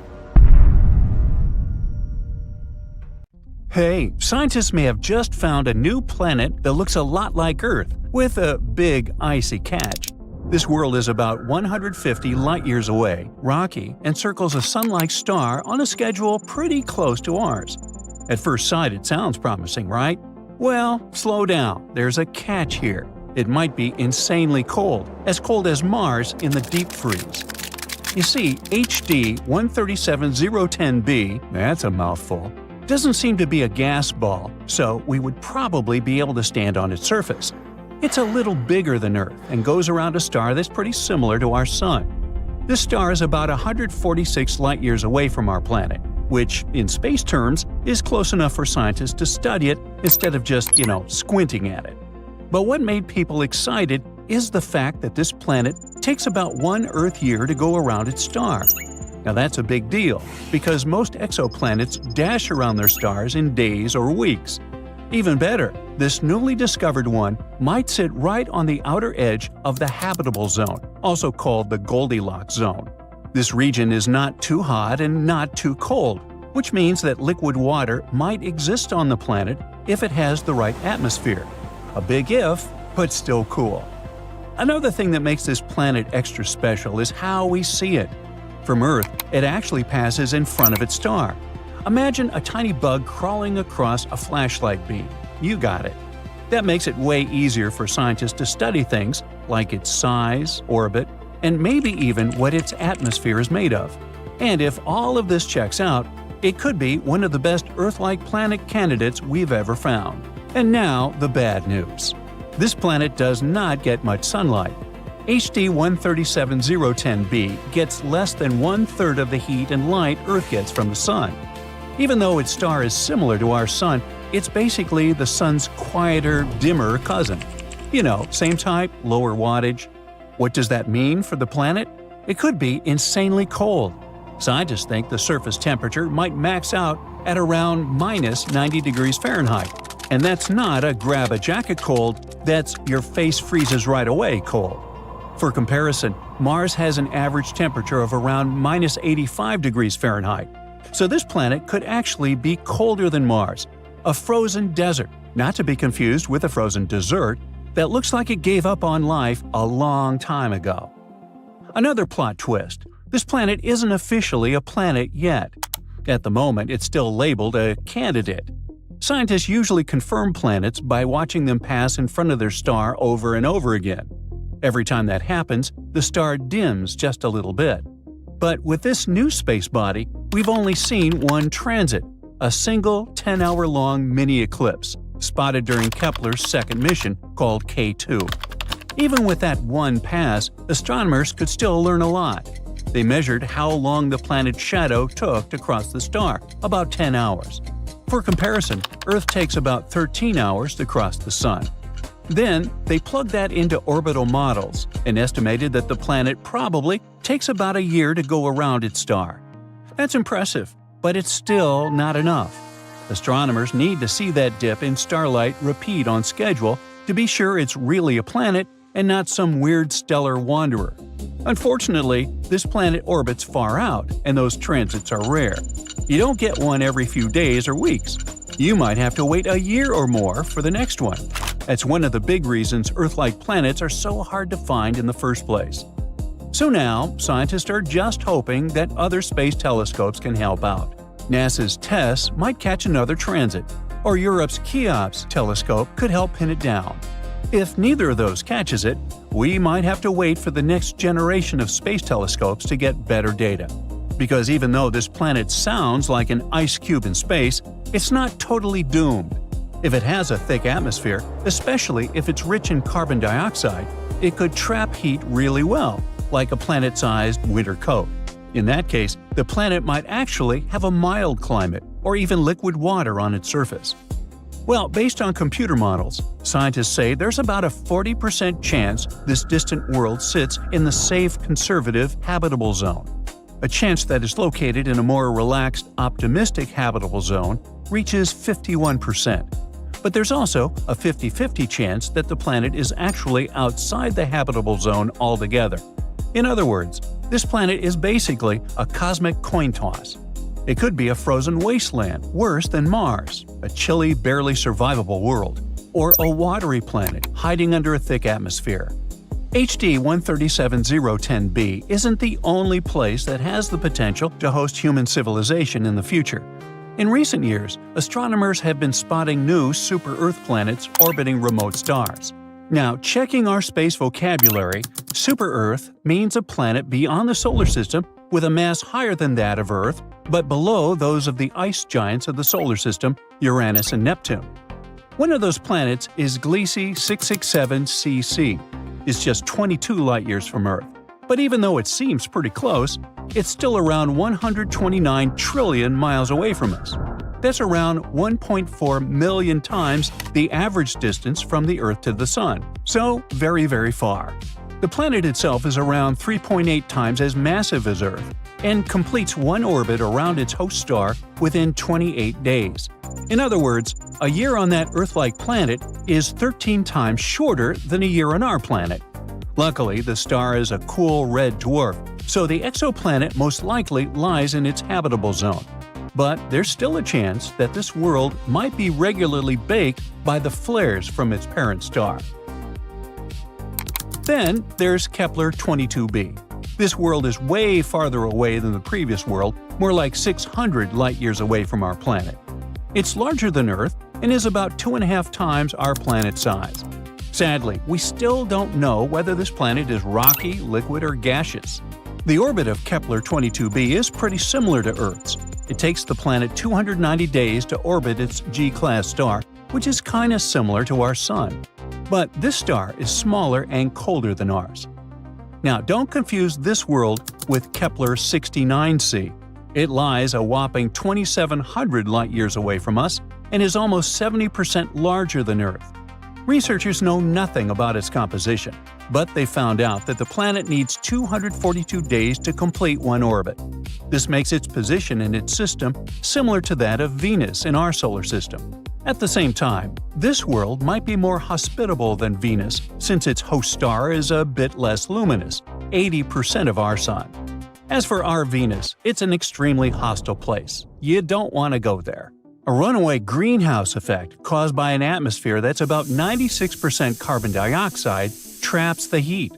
That pushes surface temperatures up to around 878 degrees Fahrenheit, which is hot enough to melt lead. On top of that, the air pressure is about 90 times stronger than that of Earth, and the whole planet is covered in thick clouds of corrosive sulfuric acid. Oh boy. Compared to our neighbor, TOI 733b seems like a pretty friendly world. This planet was found in 2023. It's floating 245 light-years away from Earth. The coolest thing about this planet is that it might have a massive ocean. According to scientists, this planet is likely to be completely covered with water. Does it mean there could be life on this super-Earth? Well, time will show. And who knows? Maybe soon we'll find even more planets that could become a new home for people looking to explore the universe. As for HD 137010b, the fact that it checks so many Earth-style boxes makes it a really interesting find. It's not a backup Earth yet, but it makes scientists stop and say, okay, this one's worth a closer look, or something similar. Did you know that the moon is rusting? No, not rustic, rusting. Well, that sounds impossible because rust needs oxygen, and the moon, well, it doesn't have it. Or so we thought. Apparently, Earth is leaking its air, and it's marinating the moon. It might have been like that for billions of years. What does this mean? And why do scientists say it's great news for a future lunar base? Well, let's find out. A few years ago, the Indian Space Research Organization sent a probe called Chandrayaan-1 to orbit the moon. Its mission was to take some nice pictures, but it also was carrying a NASA-built instrument designed to chemically map the surface. The readings came back showing something scientists didn't expect on the moon: hematite. It's an iron oxide, or in plain words, rust. It's the same red, rusty material that eats through your garden fence or a forgotten bicycle chain. Finding rust on Earth is normal because our planet is wet and airy. You need a strict recipe to make it happen. You need iron, you need water, and you need oxygen. The moon already has the first ingredient for rust because its surface is rich in iron from billions of years of asteroid impacts. But the other two ingredients are missing. There is no atmosphere to provide oxygen, and there is no liquid water gathering on the surface. But it goes beyond that. Space actually hates rust. The sun constantly blasts the moon with the solar wind, a stream of fast particles made mostly of hydrogen. Well, these particles tend to strip oxygen away from rocks instead of adding it. All of that makes it obvious why hematite doesn't belong anywhere near our satellite. But these results don't lie. The presence of hematite means that somehow, despite the vacuum and the sun's particle stream, the moon is getting a steady supply of oxygen. It's not coming from deep space or the lunar core. Also, the rust isn't spread evenly. The data showed that the hematite is more concentrated on the side of the moon that faces Earth. The far side is mostly clean. Now, the only oxidizer close enough to do the job is Earth. We learned at school that Earth's atmosphere ends at the Kármán line, about 62 miles up. That's where space officially begins. But that's just the thick part. In reality, Earth is wrapped in a gigantic invisible cloud of hydrogen called the geocorona. It's enormous. It glows in ultraviolet light, and it stretches almost 400,000 miles into space. That's farther than the moon's orbit. This means that despite being very far away, the moon is still within the outer edges of Earth's atmosphere. If you were standing on the moon, looking back at Earth with a telescope that can see ultraviolet hydrogen, Earth wouldn't look like a blue marble. It would look like it's wearing a huge, fuzzy, glowing halo. Now, when we picture Earth and the moon, we imagine a huge, clean gap between them. Two worlds separated by nothing. But that nothing isn't actually empty. The two are already connected by gravity, tugging on each other nonstop. But there's another kind of connection most people never think about. Earth is surrounded by an invisible force called a magnetic field. It's created deep inside the planet and stretches far out into space. We don't see it, but it's the reason compasses work and the sun doesn't strip our atmosphere away. This magnetic field doesn't just stop at Earth's surface. It doesn't sit there like a perfect bubble either. The solar wind pushes on it non-stop, stretching it out behind Earth into a long magnetic tail that reaches hundreds of thousands of miles into space, like a tail trailing behind a moving comet. That tail is how Earth's oxygen ends up on the moon. The sun slams into Earth's upper atmosphere, knocking oxygen and nitrogen atoms loose and turning them into charged particles. Normally, they'd drift off into space, but because they're charged, Earth's magnetic field grabs them and sends them backward, down the magnetic tail. Most of the time, the moon is off to the side doing its own thing. But once a month, right around the full moon, it slides straight into Earth's magnetic ponytail. Inside that tail, Earth blocks the harsh solar wind and gives the moon a few days of calm. But it's still moving straight through particles leaking from Earth. Those particles collide with the surface and react with the iron in the soil. Repeat that long enough, and it adds up. Earth loses tiny traces of its air, and the moon quietly collects them using its weak gravity like a slow, patient net. It's like driving behind a dirty truck. Dirt flies off of it, but you don't really notice until it starts sticking to your windshield. The same thing happens on the moon, except, no windshield. We actually have proof of this happening in real time. A Japanese probe called Kaguya was hanging out in lunar orbit, and its sensors spiked when the moon passed through Earth's magnetic tail. It detected a surge of high-energy oxygen ions. Scientists call it the Earth wind. It acts like the solar wind, except instead of being hot particles from a star, it's made from leftovers of our own atmosphere. And this suddenly makes the moon part of a much bigger story. Scientists think this kind of atmospheric escape can help explain what happened to planets like Mars. The red planet doesn't have a global magnetic field today, but long ago it probably did. When that shield failed, its atmosphere had a much easier time leaking away. Studying Earth and the Moon is like watching a version of that process on replay, just in slow motion. And it's not unique. Near the edge of the solar system, Pluto's thin atmosphere is slowly being stolen by its moon Charon. Ooh, larceny in space. Pluto's gravity is so weak that its atmosphere stretches far into space. When those gas particles drift close enough, Charon's gravity simply grabs them. No magnetic field needed, just a leaky planet and a nearby moon pulling the material away. Now, when the Apollo astronauts brought lunar soil to Earth, it was already loaded with hydrogen from the solar wind. The sun sprays the lunar surface with hydrogen, and over time, that hydrogen gets baked straight into the dust. That's the H, but you still need the O2 to create water. The regolith may already contain trace amounts of oxygen locked into minerals and dust, not as ice, but as something that can potentially be processed. It would mean that regolith is not just a nuisance that destroys gear and rovers. For a future lunar base, even small amounts matter. Water is heavy. Launching it from Earth is a nightmare. If the moon can supply even part of what astronauts need, it could make a difference. Now, another cool side effect of this discovery is that drilling into the moon could tell us more about Earth's history. You see, our planet is terrible at keeping records. It's like a giant recycling machine. It's always changing. Tectonic plates grind the crust down and melt it into magma. Winds and rains erode rocks.